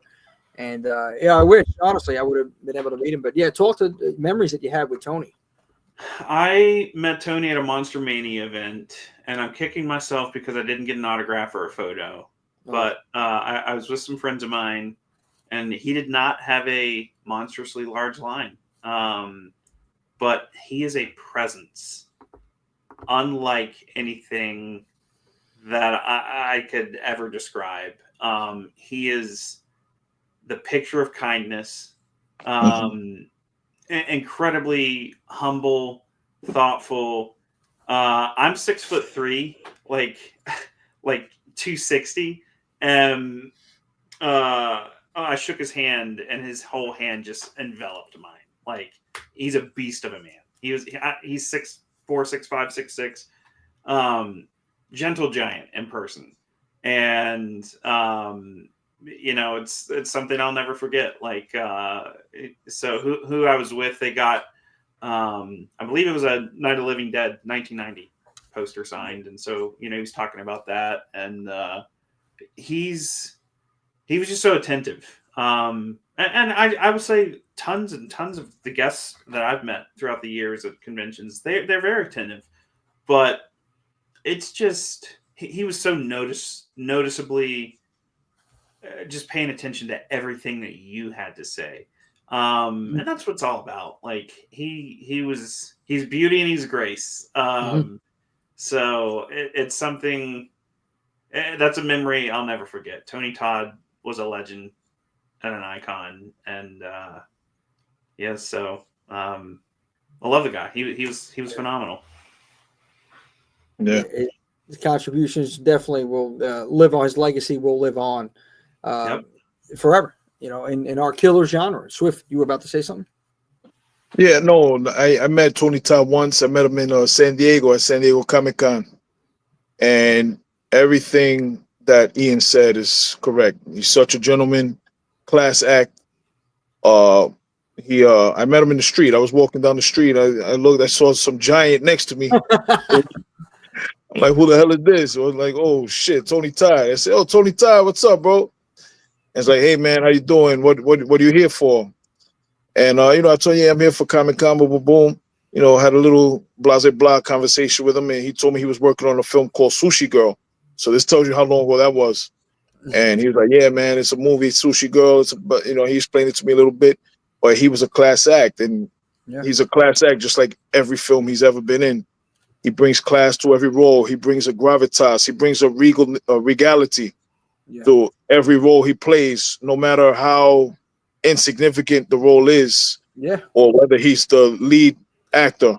When he comes on the screen, you're listening and you're watching him.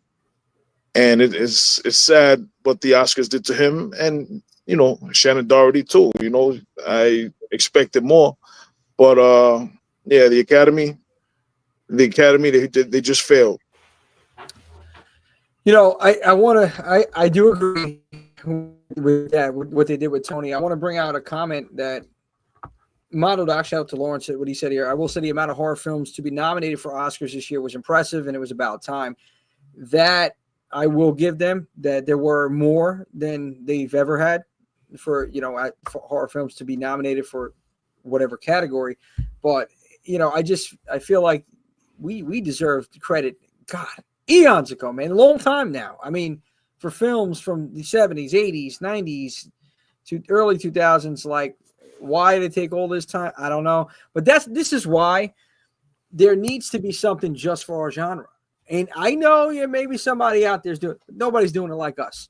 Okay, maybe they're doing it better than us right now because this was a makeshift episode we threw together. But I think we're holding it down, guys. And I appreciate everybody still tuning in. I'm looking here now. We had a consistent amount of viewership since the beginning here, and listen, I'm just happy. We're an hour and 40 in, and we're going, baby. We have five more. Count them. We'll continue. Five times. We have five more. Okay. And I want to thank everybody for coming out. Thank you everybody for watching us, man. Thanks for coming on this ride with us. This episode came to be as a response to the lack of respect from the Oscars, from the Academy Awards. So we decided we had to do it in response to that. So thank you for coming on this ride with us, man, and letting us know you're with us because we're with you. And let's stick together, man, and let's do this. Horror Film Queen. Yeah, Horror Film Queen, read that. I appreciate that. So they got the Chainsaw Awards, but midway through, I turned it off. It sucked. This is wow! Thank you so much. Like I said, this is a published content creator right there. That's the queen. And you know what it is also, like what I want to still even keep it as is like I want the fan, because we're fans. We're all fans. This is why we do this, right? 100%. And even when we get it to like even next year, like I said, we're going to be doing a live show. If you can make it out to Eastern PA, why not? I want still the fans engaging. I want to still have it streaming. I want the fans commenting, the moderator. I see you, Mama Swift. I'm going to be talking to you. Okay, have a moderator in there and keeping some structure and organization here. And just to have everybody still engaging on it. And the voting is going to be done. I wanted to do it on Facebook originally, but everybody obviously can see who the winners are on there when you do the polls. By the time we start the voting, we'll have an official.com website, and I'll have everything set up for everybody to vote on there. Yeah, so we got some things moving here. 2 events already scheduled. One I can announce. The other one I can't say nothing yet. You're not going to hear about that until probably summertime. But this right here, this award show, this is something that I want to turn into a spectacle. And today it already is with the Wolfman himself, Ian, and Swifty, my man, the anesthesiologist. You guys are awesome. I appreciate both of you taking the time just to sit with this maniac right here and all of us just going over this. And the rest of the team, too. I know there was a lot of people that wanted to be on here. I want to shout out to the Horror 365 Final Girls, the Queen of the Creeps, Betty, and, of course, the Queen of Darkness, Black Dahlia, Josh, Horror Daddy Kersey, and Daddy 85. That's it, man. Johnny Sparks, the most electrifying cosplayer in the game today. By the way, the man with the golden Aliens in my attic. Triple X, Aliens in my attic, Johnny Sparks, King of the Roman Empire, Steve Roman. Man, list goes on. Of course, Big Freddie Machete, new addition. We threw him in there. You're going to be hearing something from Fred. I want to just mention this real quick. So Fred is an incredible editor, incredible mind, really passionate about this stuff here. And he's going to be adding another layer to Horror 365 with some killer storytelling. So that's going to be coming in the future. And, of course, Mondo Docs, Lawrence, you're jumping on the chat over here. I appreciate you, buddy. Lawrence, you have to check his documentaries out. He's in every kind of spooky environment you can think of. His second home, his home away from home, or maybe his original home is Gettysburg, PA. And Lawrence holds it down with those documentaries. So check out Lawrence's work as well. And Mondo Docs, he's Lawrence. Official team member, Horror 365, him and Big Freddie Machete. Creepy Emporium.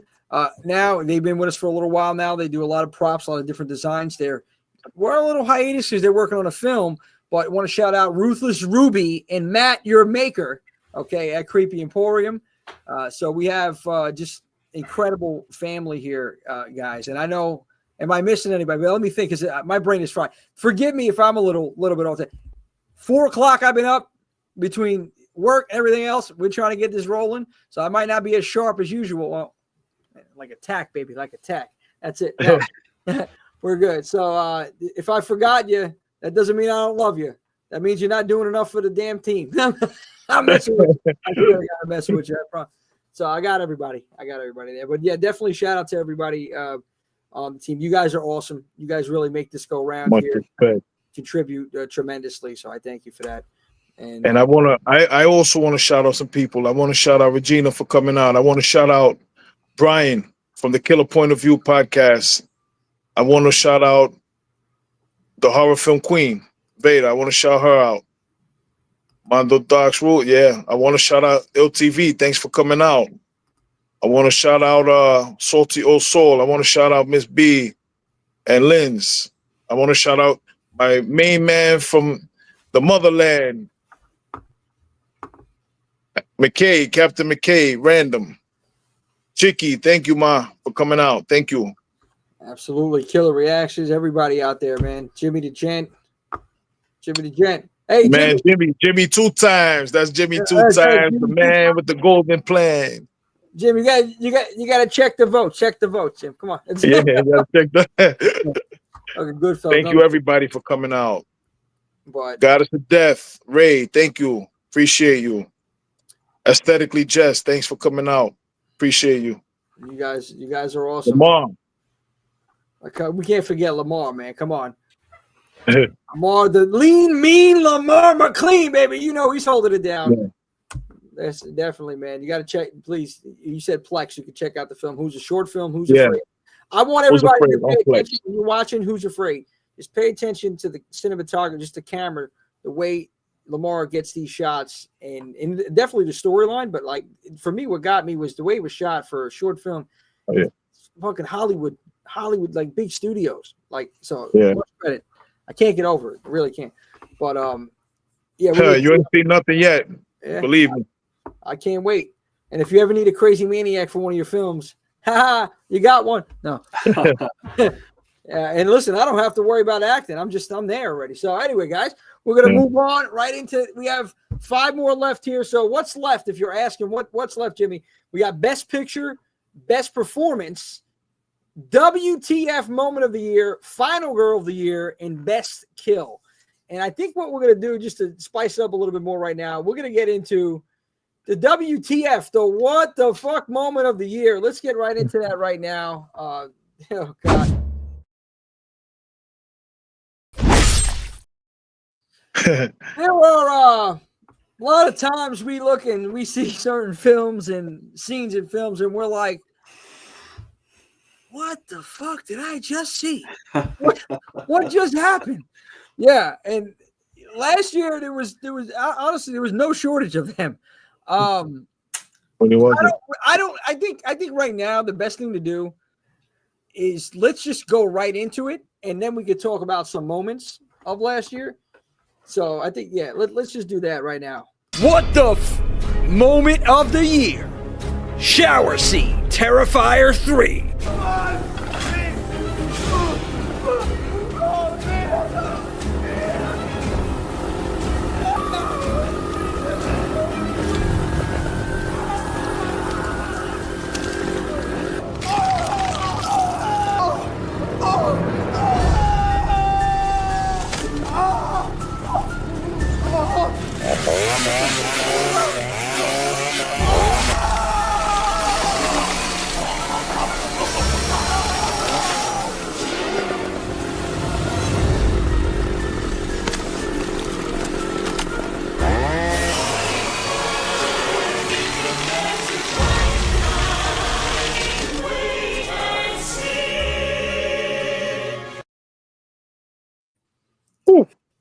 Oh, it gets me.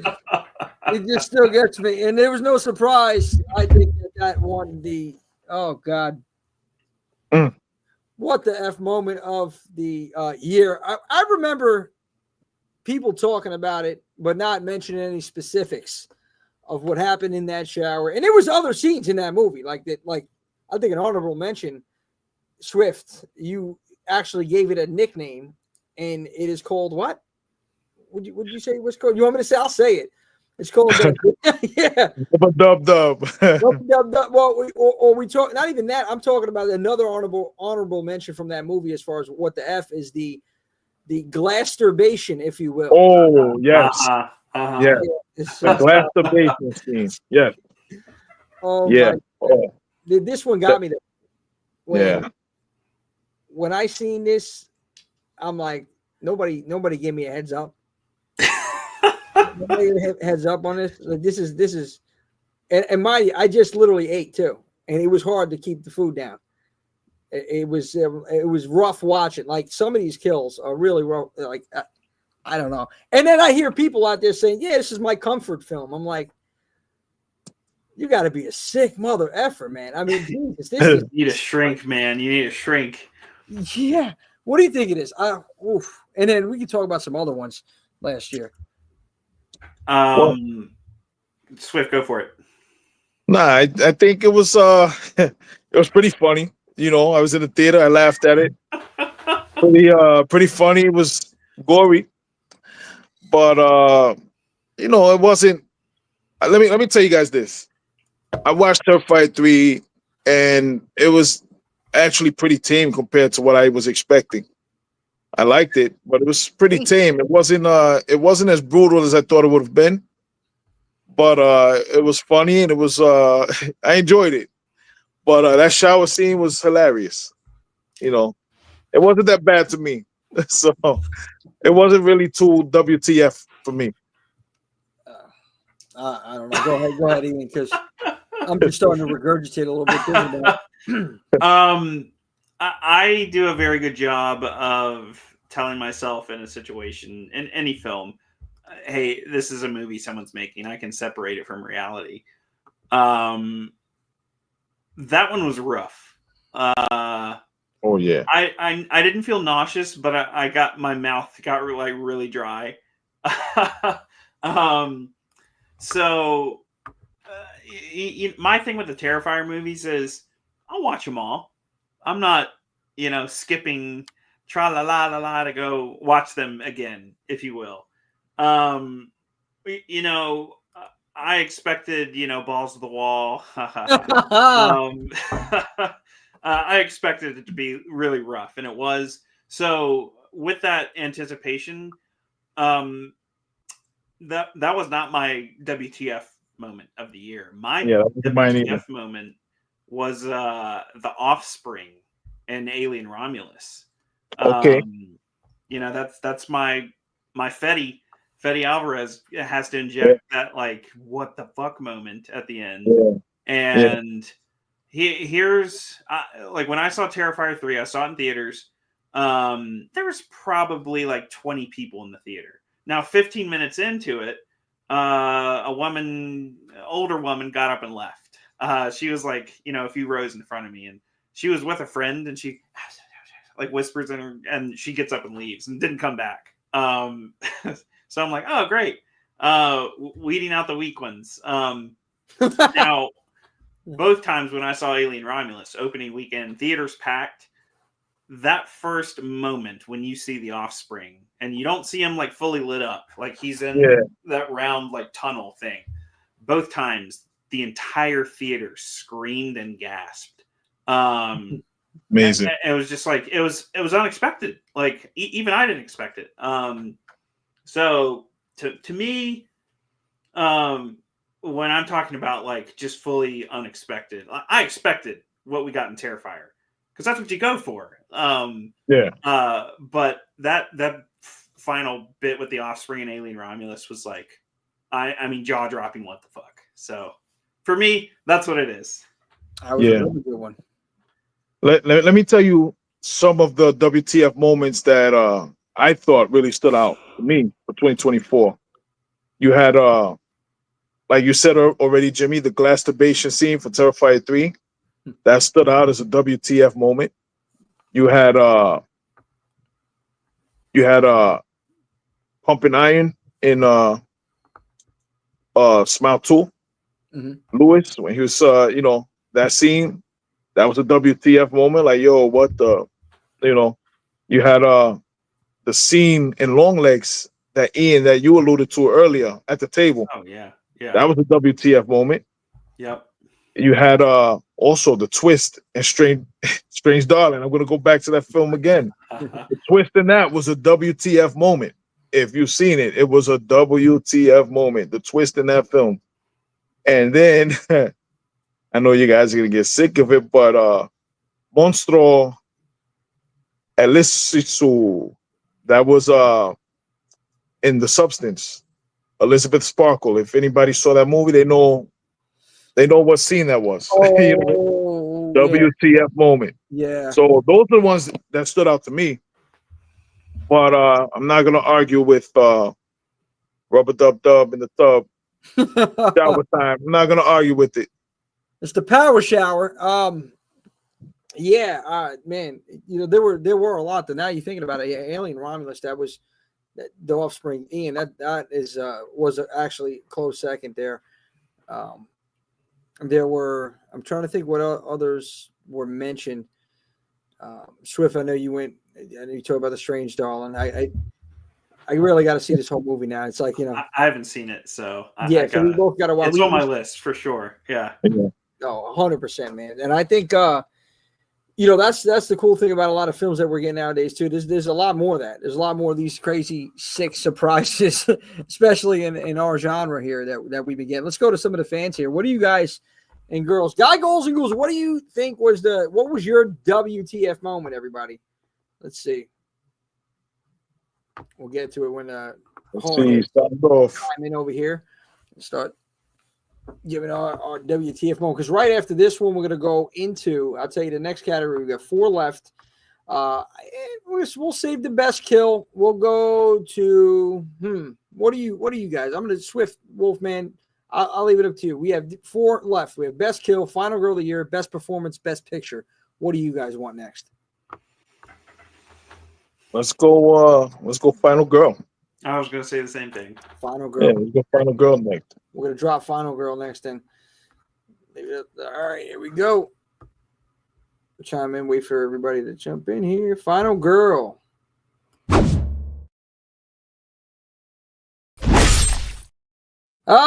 The good old Final Girl, right? The sole survivor. Sometimes there's more than one. And I think, well, when you think of Final Girls, right? And I think of horror movies in general, it's that women empowerment, that like women are the, I gotta say this, you know, if you think in the 80s and everything like that, what man has made it to the end of a horror film? Really? Ash.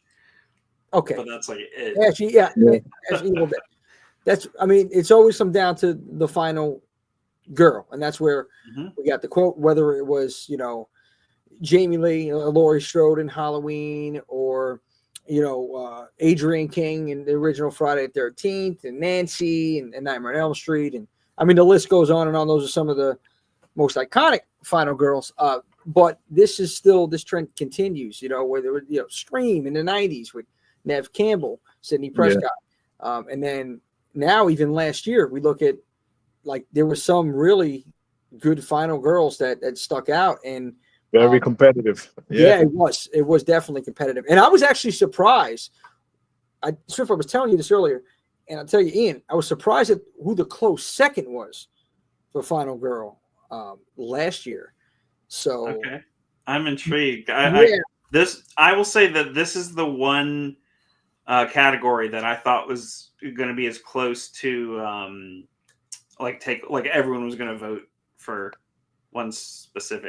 Alyssa School, yeah.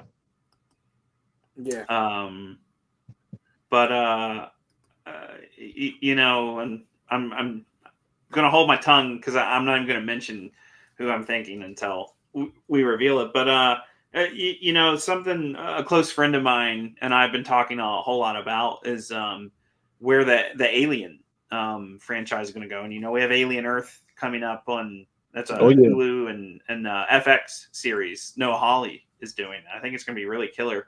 Great cast. Timothy Oliphant. I can't remember her first name, but Kyle Chandler's daughter is like the young female lead, and Alien Earth. But speaking of Alien Romulus, you get Kaylee Spaney as Rain Sinclair and Carradine. Yeah. I mean, she's phenomenal in that movie, and it's something that like I've been talking about with a buddy of mine. Like, we liked her story, her and Andy's story so much in Alien. It's like wherever they go next, like they've confirmed they're going to continue Rain and Andy's story.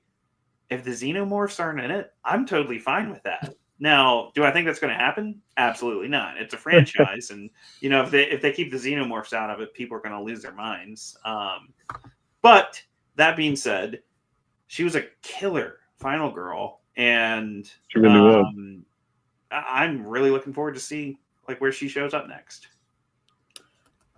Definitely agree with you, and I'm excited about it too. And then, I think personally, though, I got to say, you got a Fetty for Fetty. That's it. I do. But but no, the Alien Romulus. I think that was one of the underrated. And we should have thinking about it now. Could have added even a couple more categories, but I figured 13, the number. Lucky number, baby. Yeah. Well, yeah, I think Romulus was definitely not one of those that were super talked about, because you had 5 movies, about 4 or 5 off the top of my head, that just consistently were talked about from last year. But Romulus, is one that should be discussed a lot more. But I want to get right here, final girl of the year, and we got to get our drum rolls back. Where we at? Drum roll. Girl of the year. Lauren Lavera, Sienna Shaw. Sure. 3. I heard that. I heard that chuckle there, Wolfman. I guess Wow. It was a chuckle of expectation. That's exactly what it was. There it is. Okay, that's exactly what it was. Sienna Shaw. Yeah. Let's talk about it. You were saying something, Swift? I'm sorry. No, Sienna Shaw. Yeah, just was bowing down to the winner. Sienna Shaw. I get it. Well, paying him out. Her story's really been developed over the past couple films. So she's really coming into her own as a character, as Sienna. And I'm dying to see where it comes from. What were some of the nominees? Oh, if you want some of the nominees, we had.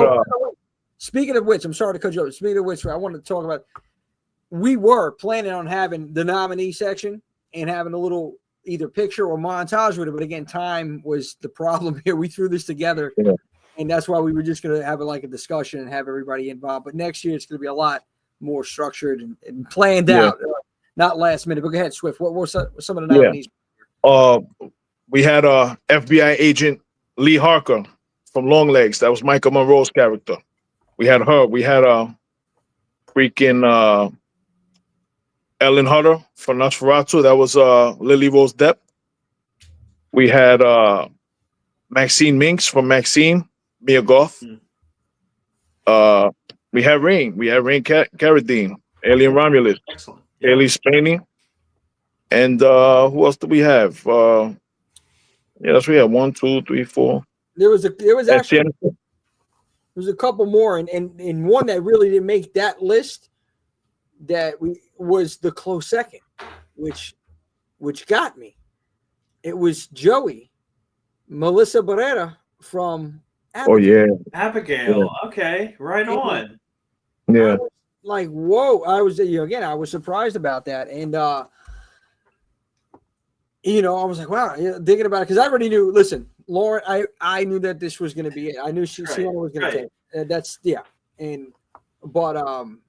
And I think rightfully so, to be honest with you, because in this one, man, she was just on the money in this one. And that whole struggle at the end of the movie, the fight with Art, really, really enjoyed her evolution as well, with as a person, as an actor, and also in the storyline. But there were so many great final girls last year, and then the list you just read, Swift, and Ian, what you were talking about too with Romulus, Rain. I'm like, I couldn't believe it, and I couldn't believe that Joey, that's her name in the film, Melissa Barrera, was second.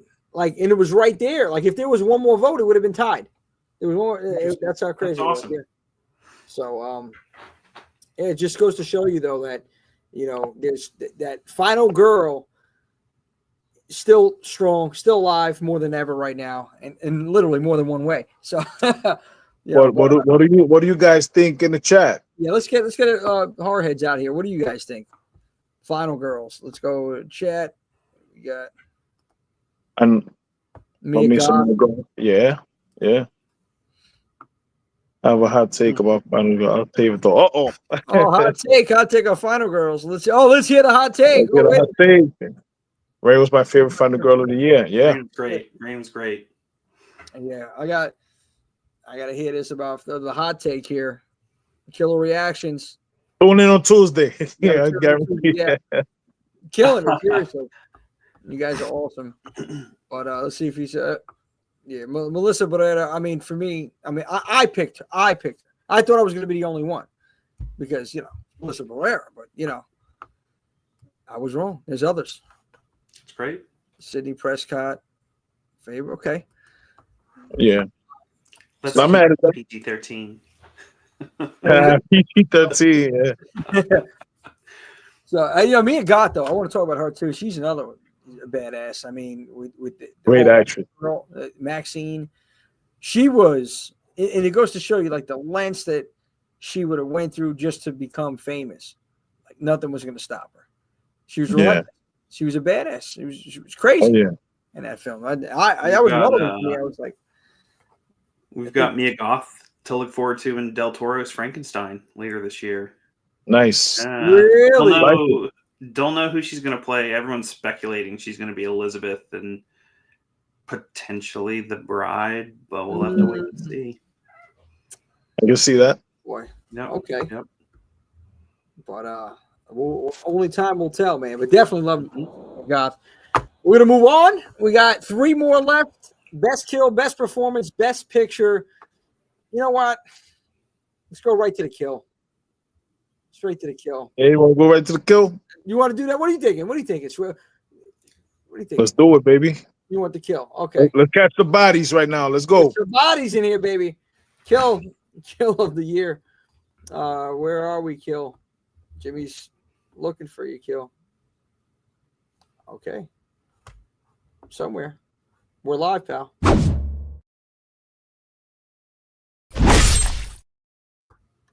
We'll throw a drum roll for the best kill. What do we got? What do you think it's going to be? Kill of the year. Yogurt Girl in a Violent Nature.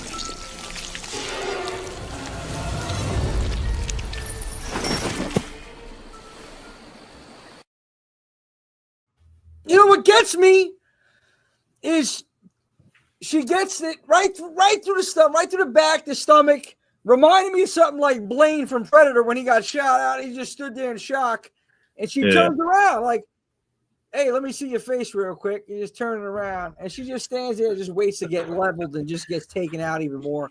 Oh my God! That just the humanity. the neck. Just talk about sound, the cracking. Oh. It got me in that one. That was wild. Best kill, killer reactions, 100%. That was nuts. Oh yeah, it really is. You should not come alive. Fatality. That's it. Yeah. Done, man. Fucking nuts. Oh my God, man. What a kill. And you know what? That was on. I thought it was going to be Terrifier. I'm not gonna lie. I thought it was going to be something from Terrifier 3. But I was happy it wasn't because I went with this with the yogurt. I'm like, this has to be, So, What do you guys think of this one right here? Oh my goodness. Oh man, that kill was something else. I saw that in the movie theaters as well. I saw it at a preview. I didn't see it when it actually opened up. I saw a preview, and when I saw that kill, I freaking lost it. I was like, holy moly. It was sick. I said, wait until everybody sees this. I can't wait to talk about it. And it was fun. And listen, he took his time with it. He got creative. He took his time, and there was no way that felt good. Through it, take your time, do it right. There you go. There you go, Johnny. Johnny did it right there. That movie wasn't for everybody, but that kill was for everybody. Oh yeah, 100%, 100%. The best thing. Yeah, that was something. That was I wanted to stand up and clap in the movie theater when that kill came on. It was awesome. I loved it. Brings a tear to a glass eye, Swift, for a horror fan. It does. Oh yeah. But you know, let me tell you another good kill that didn't win. It was a good kill because it was so fulfilling. And I know this is gonna sound morbid, but the movie Late Night with the Devil, when Carmichael Haig, the skeptic, the guy who he was such a piece of work in that movie, I couldn't stand him. Yeah, I want to smack this shit out of him. When he I'm going into spoiler territory now. When he bit the bullet, it was so fulfilling. That was one of my favorite kills. I was just like, yes, you know. And I know we shouldn't say that, but I did it. Yeah, that was me. I'm like, yes, get him. You know. What do you guys think? Yeah. Oh, 100%. I was with you on that. Hey, Wolfman, what do you think, kill wise? I mean, clearly the in a violent nature, the yoga kill, it was the most deserved. I'm trying to think of some of the specific kills in Abigail, because I don't, it's been almost a year since that came, or I guess it's over a year since that came out. It came out. I saw it once, and I remember that just being explosively bloody. Once again, I really don't want to get into spoiler territory. I mean, we know it's vampires, but the cast in that, you get Dan Stevens, Kevin Durant, Catherine Newton, another scream queen of the modern era. I think some of the stuff with Catherine Newton was like my favorite stuff, and Abigail, like she gets pretty. I love this Catherine Newton too. Yeah. So. I'd say that's a Sting. Oh yeah, Sting. Yeah, Sting was another one. Yeah. Sting was another one. I'm racking my brain. I mean, I'm glad the yoga kill won, because I was expecting potentially a double dip with the WTF moment where we could get the chainsaw in the bathroom from Terrifier 3. So great. We got something different. I love it. Yeah. Yeah, no, I was thinking the same thing. Like I was saying, we were gonna get maybe another Terrifier kill in there, but no, man. Listen, I was happy about this one. This deserved it. The yoga kill, definitely kill of the year. And again, they're getting creative. They're getting so creative with these films too, and some of these kills, and I love it. I love it. It just makes me smile, and it fulfills me, Swift, to seeing some of these deaths on screen. No, because of the effect too, and the build up, I think, towards the kill. That's what also gets me, like before it happens, like the anticipation and the build, and like for what you just said, the skeptic in Late Night with the Devil. I was so happy he got it. I was sad that everybody was, man. So right now, I do want to. There's two left. Now it's hard to tell which one I would save for last, because I think they're both worthy of closing out the show. I think performance I'm going to save for last. They were going to do best performance last, and we'll go best picture first. So best picture, and we'll just pop it up here right now. Hold on one sec. Hold one sec. What do you guys think? What do you guys think about best picture? Sound off. Oh yeah. No, I'm not even popping out. I'm popping this little best picture. There we go. So yeah, I want to know what everybody in here, again, still tuning in. You guys are amazing. What do you guys all think of? What was the best picture? What was the best film of the year? Horror film queen, The Substance. We got. Let's see what else we got.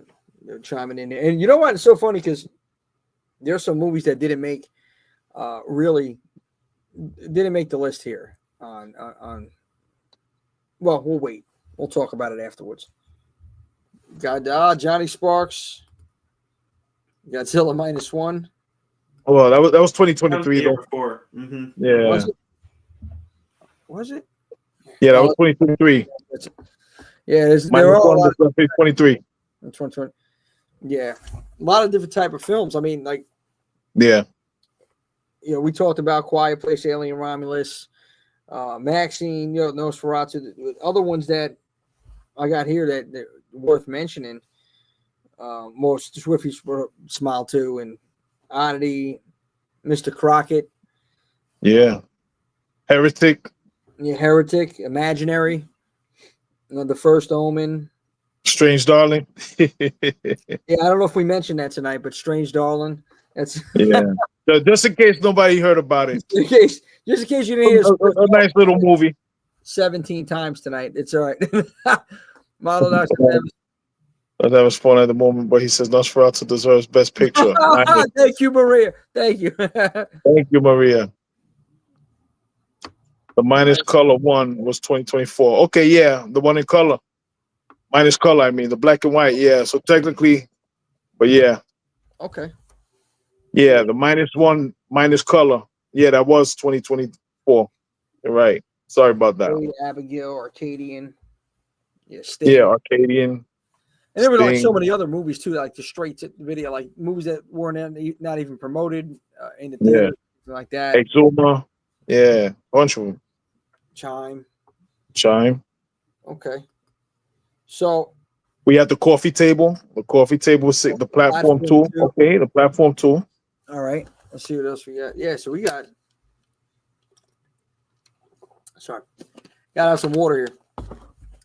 Always handy to see what we got rolling. Yeah, Nosferatu. Okay. So, all right. So, what were some of the nominees, Swift, for Best Picture, Best Film? Well, some of the nominees, we pretty much said them. Yeah, we did. We ran them down. We had Oddity in there, Nosferatu, Heretic, Strange Darling, Substance. We pretty much named all of them. All right, so here we go. Let's go with the drum roll. The 2024.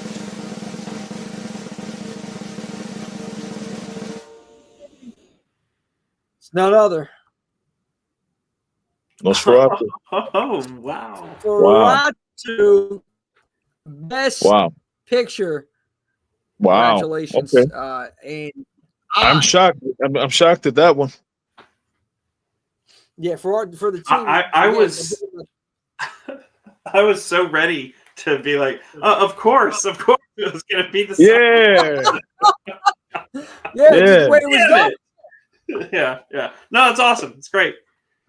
Yeah, you know what? Model Docs, Lawrence is very happy. Yes, Nosferatu won it, and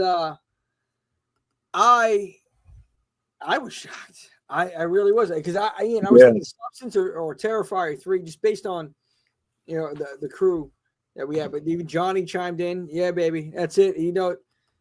Hell of a film. Johnny. I got a serious question though.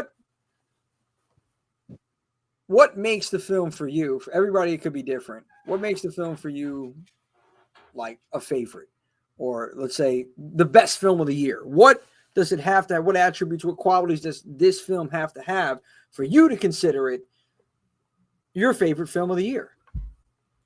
And I'm curious on that. So you guys can start it up. Swifty. Well, I would say it has to be fun. Meaning fun to watch. It doesn't mean it has to be hokey and stuff like that. It has to be fun. I have to be into the main characters. I have to be into the antagonist. It has to bring me joy. It has to be a movie that I feel like telling somebody, yo, you got to watch this movie. Those things, like those criteria right there is usually what does it for me. Okay. Wolfman? So I'm of the mind that a favorite is not the same as the best. 100%. So a lot of it is, you kind of got to pick things apart, and presentation is a huge thing. That's where you kind of nitpick screenplay, story, sound, the effects, cinematography, everything that makes a movie work. Now that doesn't necessarily mean it's my favorite thing I watched this year. Because honestly, I think some of my favorite things, some of my favorite movies last year were Alien Romulus and Beetlejuice. Like, Thank you. no, those were not the best movies of last year. From an artistic merit, like Nosferatu's, it's definitely there. I will say I didn't vote Nosferatu for best horror picture. There were some story elements and some of the writing that I wasn't super crazy about. So I personally picked The Substance, and The Substance, I felt was the best film with going down the checklist for me of all these things that it hit, where it had there was a message, there was an underlying theme, and The Substance, and like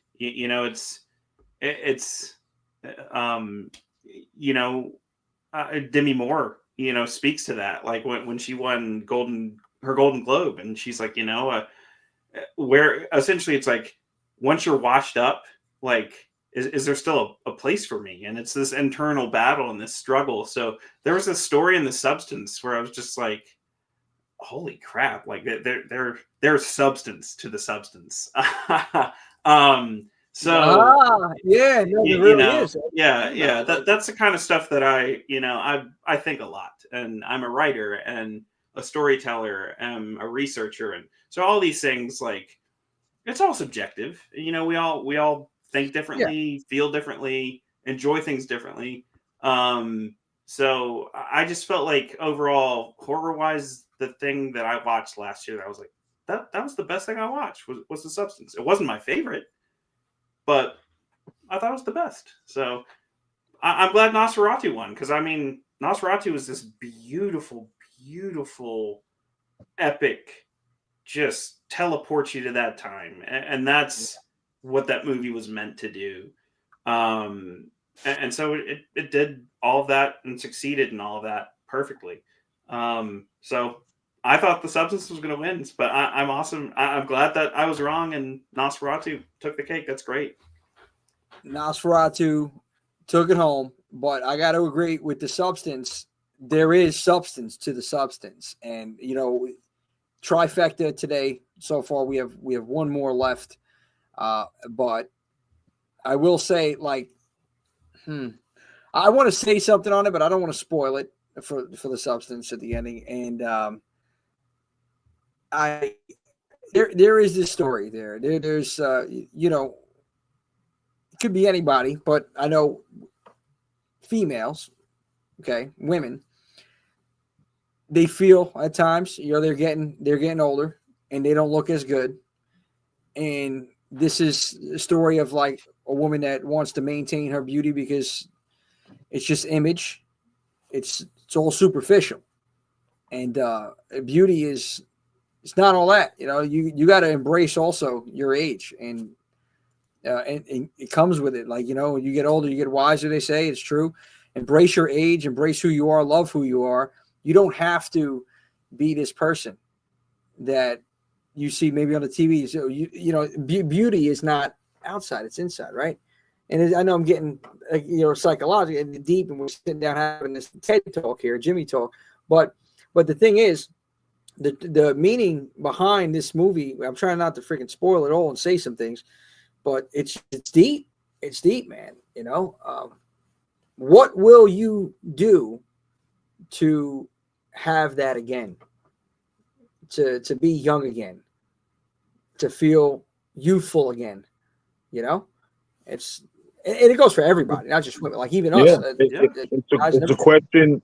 Everybody that that they're talking to you, hey, listen, youngster, and they all say stuff. Everybody once they get to a certain age, man, if I could do it all over again, I would do this. If I was young again, or if I was your age again, it's all around us, and you're constantly, reminded of that from people. Or if I was your age again, I would do this, I would do this, I would do that. Or if I could go back and do it again, these are real issues. It resonates with anyone. Yeah. So anybody that watches the film, whether it's a woman or a man, or you're going to be able to relate to it somewhat and know this. And listen, this is maybe something that I'm going to be feeling in a few years. So it's a real thing. It is. Well, to your point, Swift, that like so many great horror stories, they're cautionary tales. I mean, there's elements of Frankenstein in The Substance where it's like, hey, are you going to potentially take this risk? And this sounds like it's really, really good. Could it be too good to be true? And she suffers the consequences of her actions based on so it's a cautionary tale, and that's what makes it so scary. Like, you're looking at yourself in the mirror and like, what's looking back at you? I'm going to say something I want to say, but I want everybody, this is a little spoiler thing, okay? Potential spoiler. So I want you to, if you haven't seen The Substance, mute the phone. I'm going to give you 5 seconds to mute the phone because there's a little spoiler alert here, okay? Or potential, I guess, from The Substance. What I want to tell you guys, because you'll know what I'm talking about. I want to see an extended, alternate ending, an extended cut, where you see, oh man, I don't want to say it, where you see the CGI of Patrick Swayze coming in from the, from up there and taking, I don't know, just some comedy, something like that with Demi. I don't know, man, because after what happened, I got the whole ghost vibe. You know what I'm saying? Like at the end of the movie, it's weird. I don't want to spoil it, so I'm saying. Anyway, whatever. It's just, she's going up. It's just my crazy mind. I seen it, and I just seen Sam Wheat coming down. Don't judge. I watched it with my mother 4 times when I was a kid. So 1 time with my grandmother, so 5 times. Great. It's great. Still makes me cry every time, guys. Anyway, let's read some of these comments that we got here, though. Switching back. Now that's all, we can unmute it. Jay Rogers, my man Jay. What's happening, buddy? Say to say I hadn't seen the film yet. Lame on now. But I better have one hell of a storyline, introduce characters correctly. Love you guys, love your content, and very late. Oh, I appreciate you, brother. We love you, bro. Thanks a lot, sir. Appreciate you. Captain McKay. Out of the ones that show Nosferatu, have been my overall favorite. Okay. There you go. Okay. Stories that kills. I think he was referring to what makes it the best. Okay. Tony. Yeah. Don't talk about Beetlejuice. Shit. Oh wow, something going down. We're gonna fight. Regina. Beetlejuice. Almost never seen it. Knock off Dracula. Okay. You're missing out. Beetlejuice is so good. And so is the second one. Wait. What did we say? The ending was goofy of The Substance, but it reminded me so much of the underground, low budget 80s. Yeah. Body Harker. Yeah. That's so true. Our film queen. Yeah. So yeah. It did. And I got vibes from a couple movies. I don't know. The Stuff came to mind. But, yeah. Yeah. I heard the count went down like a stud in this. Yeah. All right. Thought it was a comedy. Well, it's a horror comedy, man. You don't get discussion in between her. I'm trying. Oh, Tony, yes, beauty is the eye of the beholder. Yeah, but for everybody, man, be yourself. Embrace who you are. Embrace who you are. Don't try to follow some of these characters on the screen. Yep. Don't be like Jimmy J. Oh, that stash, bro. Don't be like Jimmy J. Hey, dude, chicks dig the stash, man. That's it. I've seen more girls and some guys just gush over Bill Skarsgård's Nosferatu mustache. Like, geez. Yeah. I think the terms on the wall. Yes, blue, Oh, blue man. ribbon. Oh man, that that was Well, all I can say, got crazy. the milk's gone bad. Oh, That's all I can say. nobody backed him in the corner. Oh, yeah. Oh man, nobody bashed. It's very cool. Very, yeah, very, Yeah, very absolutely. Cronenberg. Yeah, Very cool. absolutely. Yeah. Late Night with the Devil was genius. A top 5 for us in 2024. All right. Got it. Yep. Two Texas Terrors. Vlad Capello had a There point. you go. What's That's that? right. Yeah. Vlad did have that. Oh my goodness. 100%. I think also another factor what makes a movie, for me at least, the best of the year is rewatchable value. Like, can I sit down and watch this movie again? Did I enjoy it that much where I can watch it again? So that's another thing for me that really gets it. Like, okay, well, and then of course there's so many factors, like with storyline and the way it's shot and the acting. Obviously, you don't want terrible acting. It's hard to stay engaged with terrible acting too. It's just so yeah. We had some really damn good films for 2024, and Nosferatu taking it right there for Horror 365. And now we get down to the final category over here, best performance.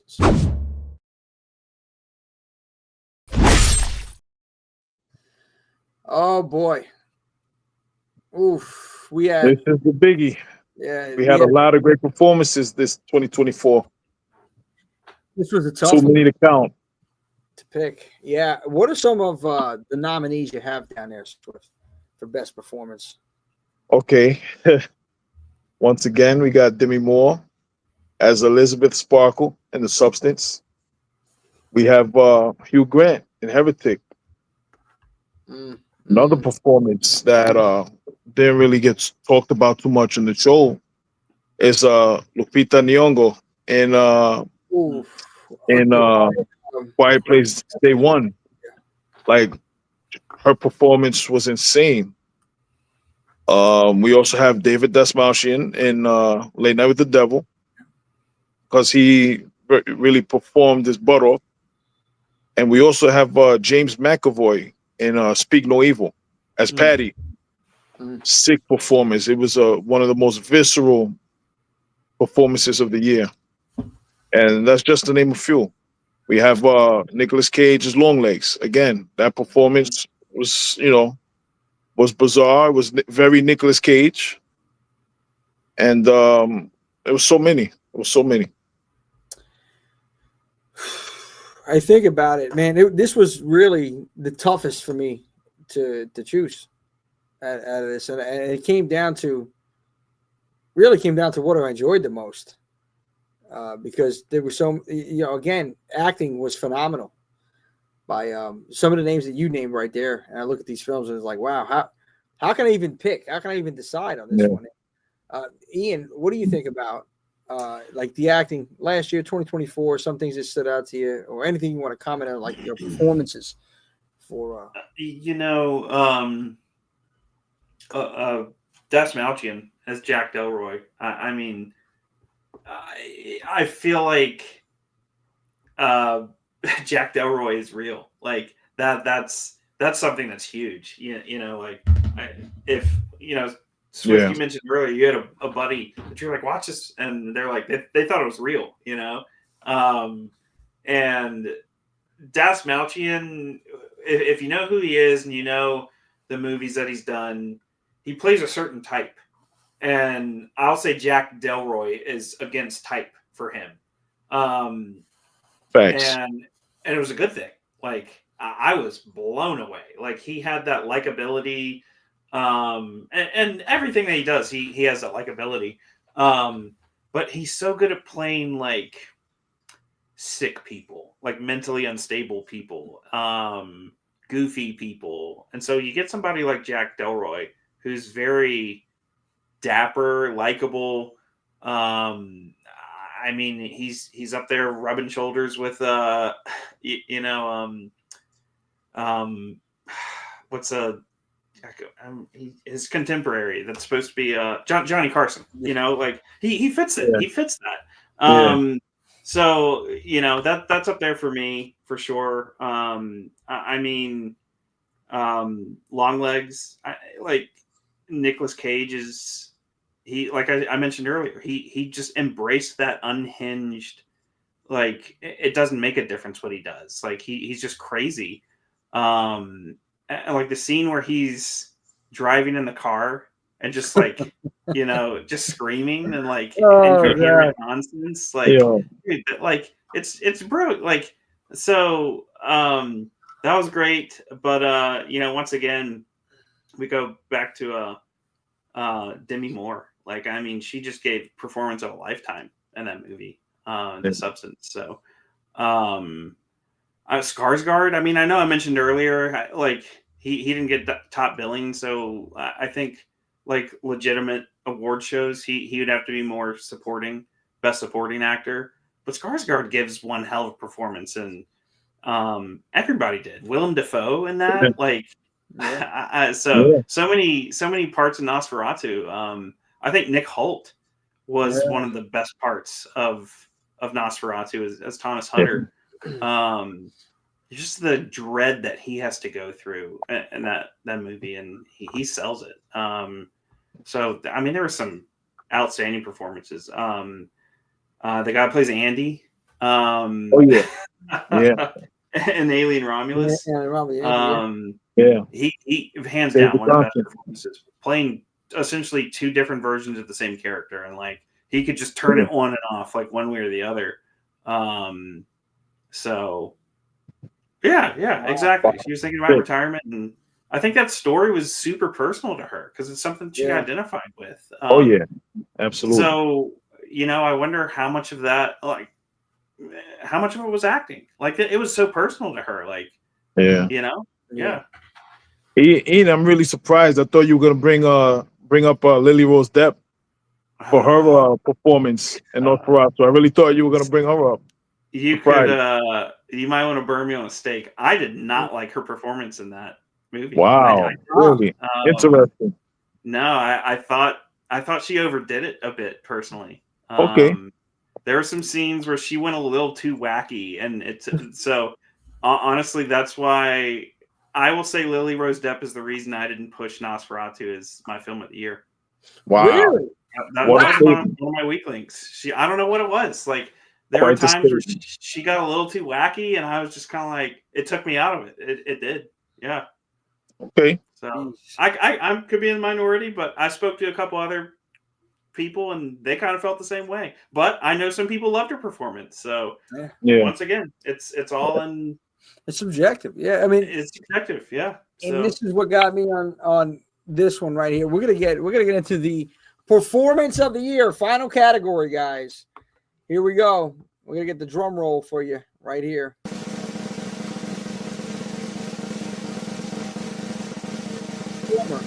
Here we go. Performance of the year. Best performance, Nicolas Cage, Longlegs.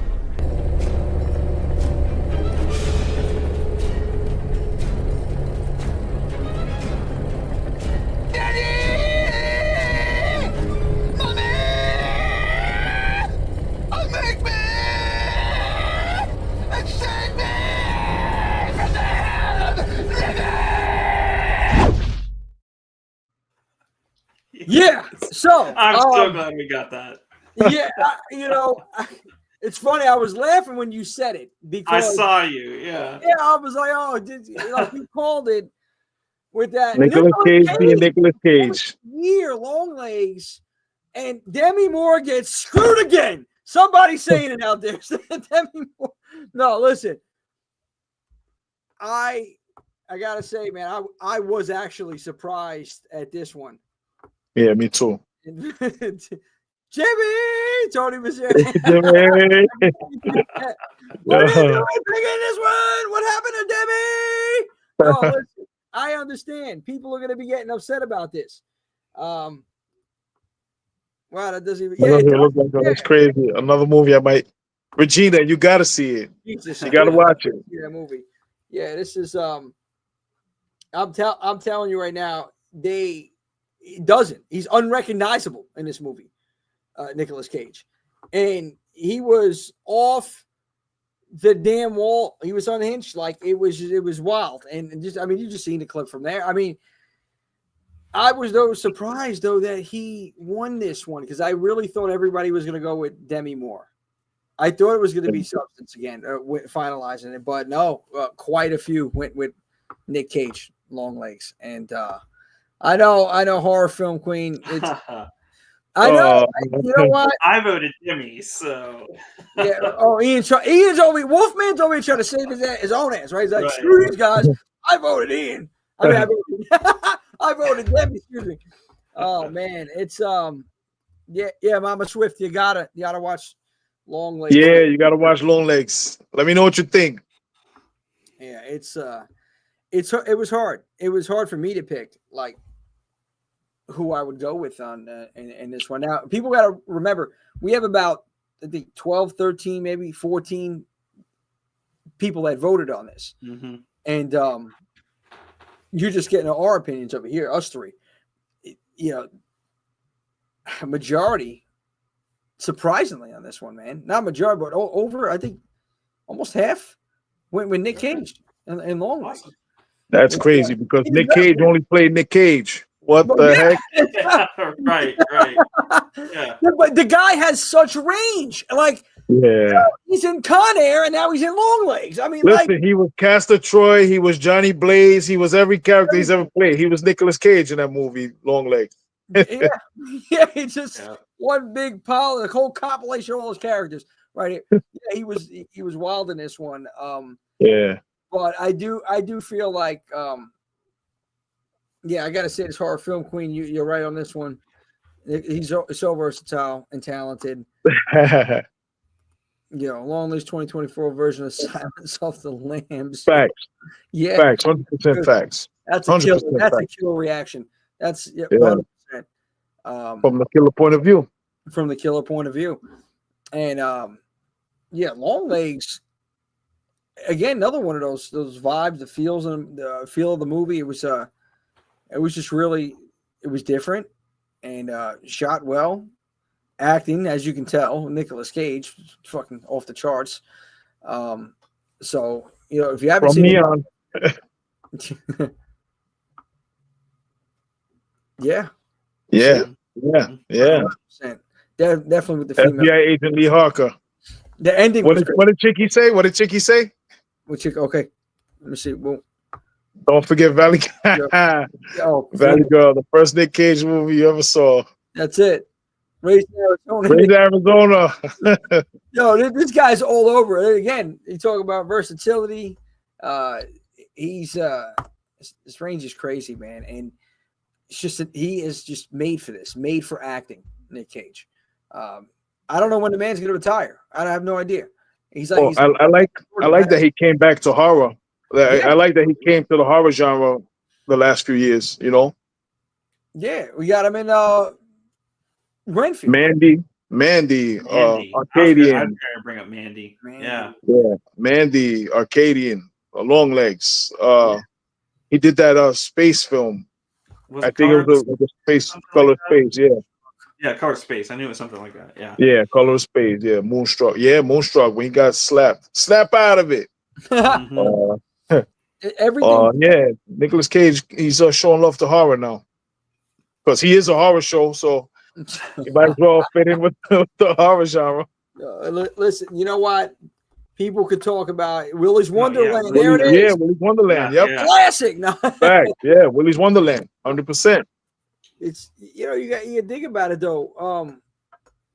When it comes to he's a A-list actor, Nicolas Cage, back into horror. What is that saying about the genre?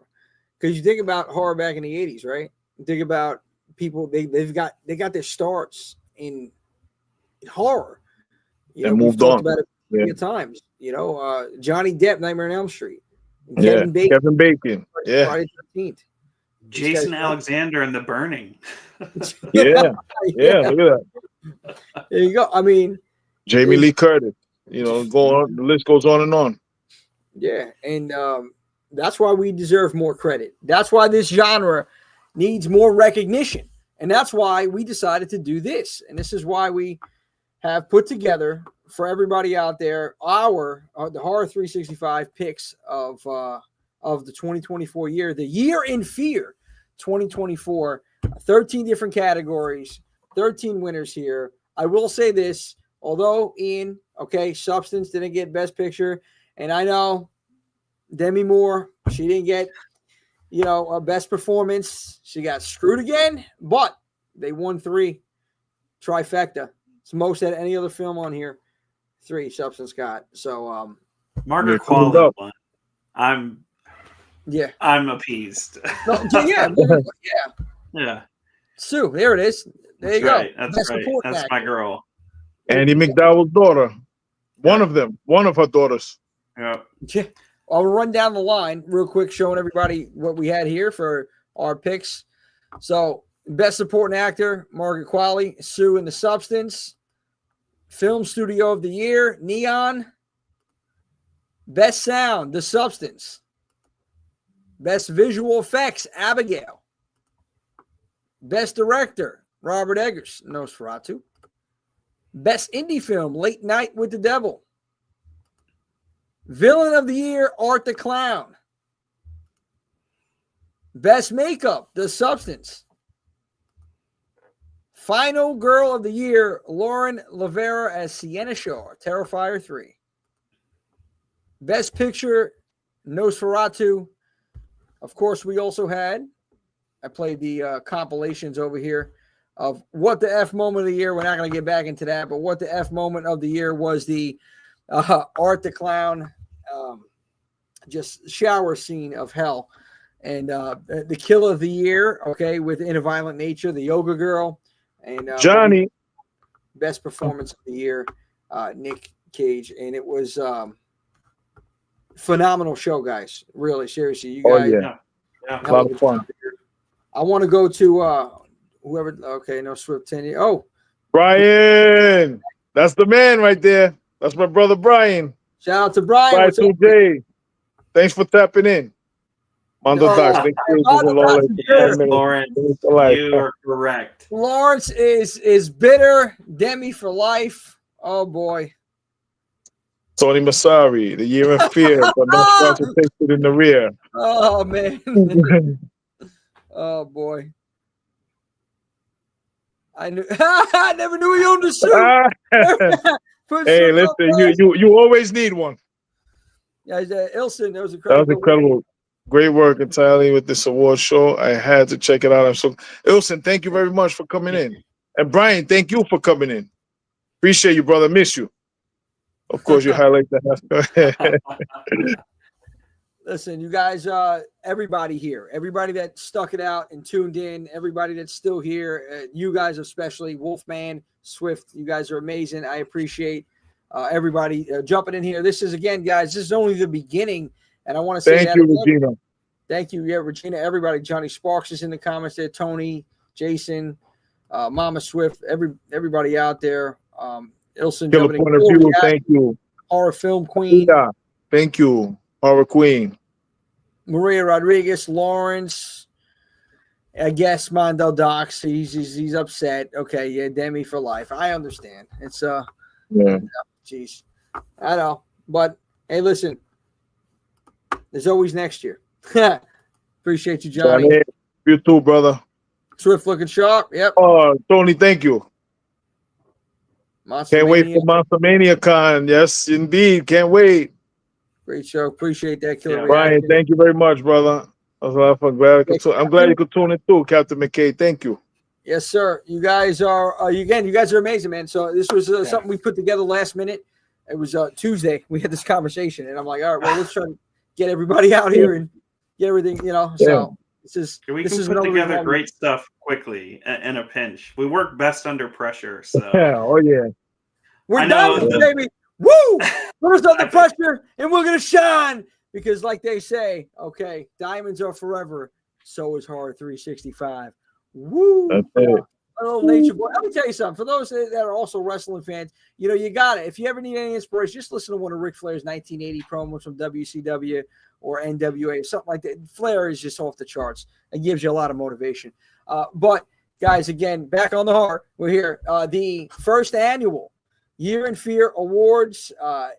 It is exactly what I expected here on the live stream. And actually a little bit better than what I expected, because I thought it was going to be a little more discombobulated with everything here.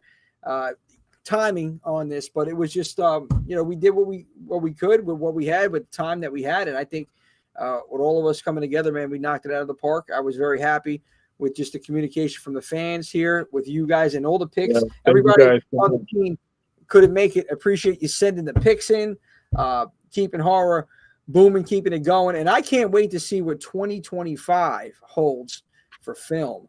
Now, we only did film. Next year, I want to incorporate TV as well. And again, live show, many more like montages and intermissions and stuff like that. This is a telethon that we're doing here, guys. So the fact that we had almost 20 people consistently staying on watching says that you must love Swift and Ian. So I appreciate you guys, man, tuning in and I want to say thanks to everyone. I don't really know anyone in the comments. Johnny, Lawrence, I know you through being part of the family, but thanks for everyone watching. And if you want to meet me in person ever, come up to me whenever. I'll be at I won't be at Monster Mania, unfortunately. I'll be at Creature Feature Weekend.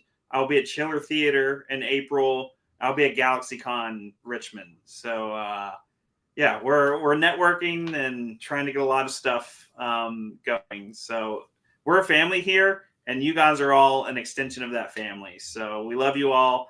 Thank you for your continued support. It means the world to all of us.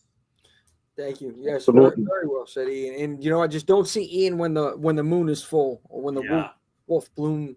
How am I saying it? When the wolfbane bloom. There it is. Yeah. Okay. So but very well said, man. And Swift, man, I'm actually really surprised you're wearing a suit today too. So no, out of comment, you're looking fresh, dude. You guys are amazing. You made me proud. I gotta say this. You made me proud. Like I said, you always gotta have a suit for an occasion. You always gotta have one. Oh yeah. You gotta have something. Hopefully you don't ever have to use it. Yeah. Well, you can't miss me at the conventions. I don't even know when I'm going to be at where I'm going to be the next convention, but it's going to be this year sometime. It may just be Creature Feature in Gettysburg. Let's see the end of this month. So keep everybody posted.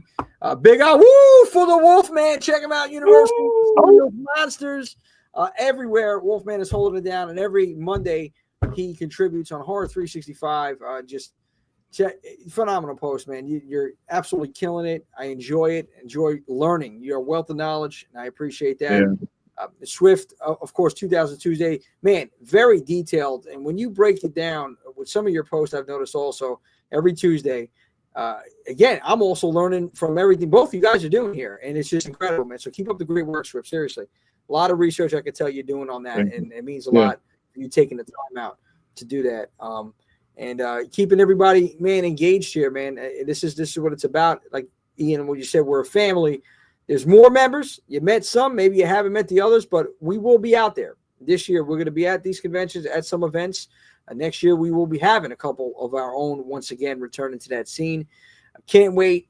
Can't wait to meet everybody out there and just bullshit, talk horror, talk whatever you want to talk, and have a good time, because that's what it's about. We're not here for a long time. We're here for a good time, and I had, and I know you did. Everybody had one hell of a time tonight at the 2024 Year in Fear Horror 365 Awards. So, with all that being said, it is about midnight, day 3 over here, and we're rocking and rolling, guys. We're gonna see you. Everybody, thanks for watching. Take it easy. Thank you. Appreciate you all. Regular schedule next Wednesday. Horror 365 Live on Facebook and on YouTube. And if you haven't done so already, what are you waiting for? Click that subscribe button on the YouTube channel. Bada bing, bada boom. You're in the room. And then, of course, on Facebook, it's that simple. Like, follow, don't stop. Please. We'll see you next time, next week. Thank you. Good evening. And thank you for celebrating horror 365.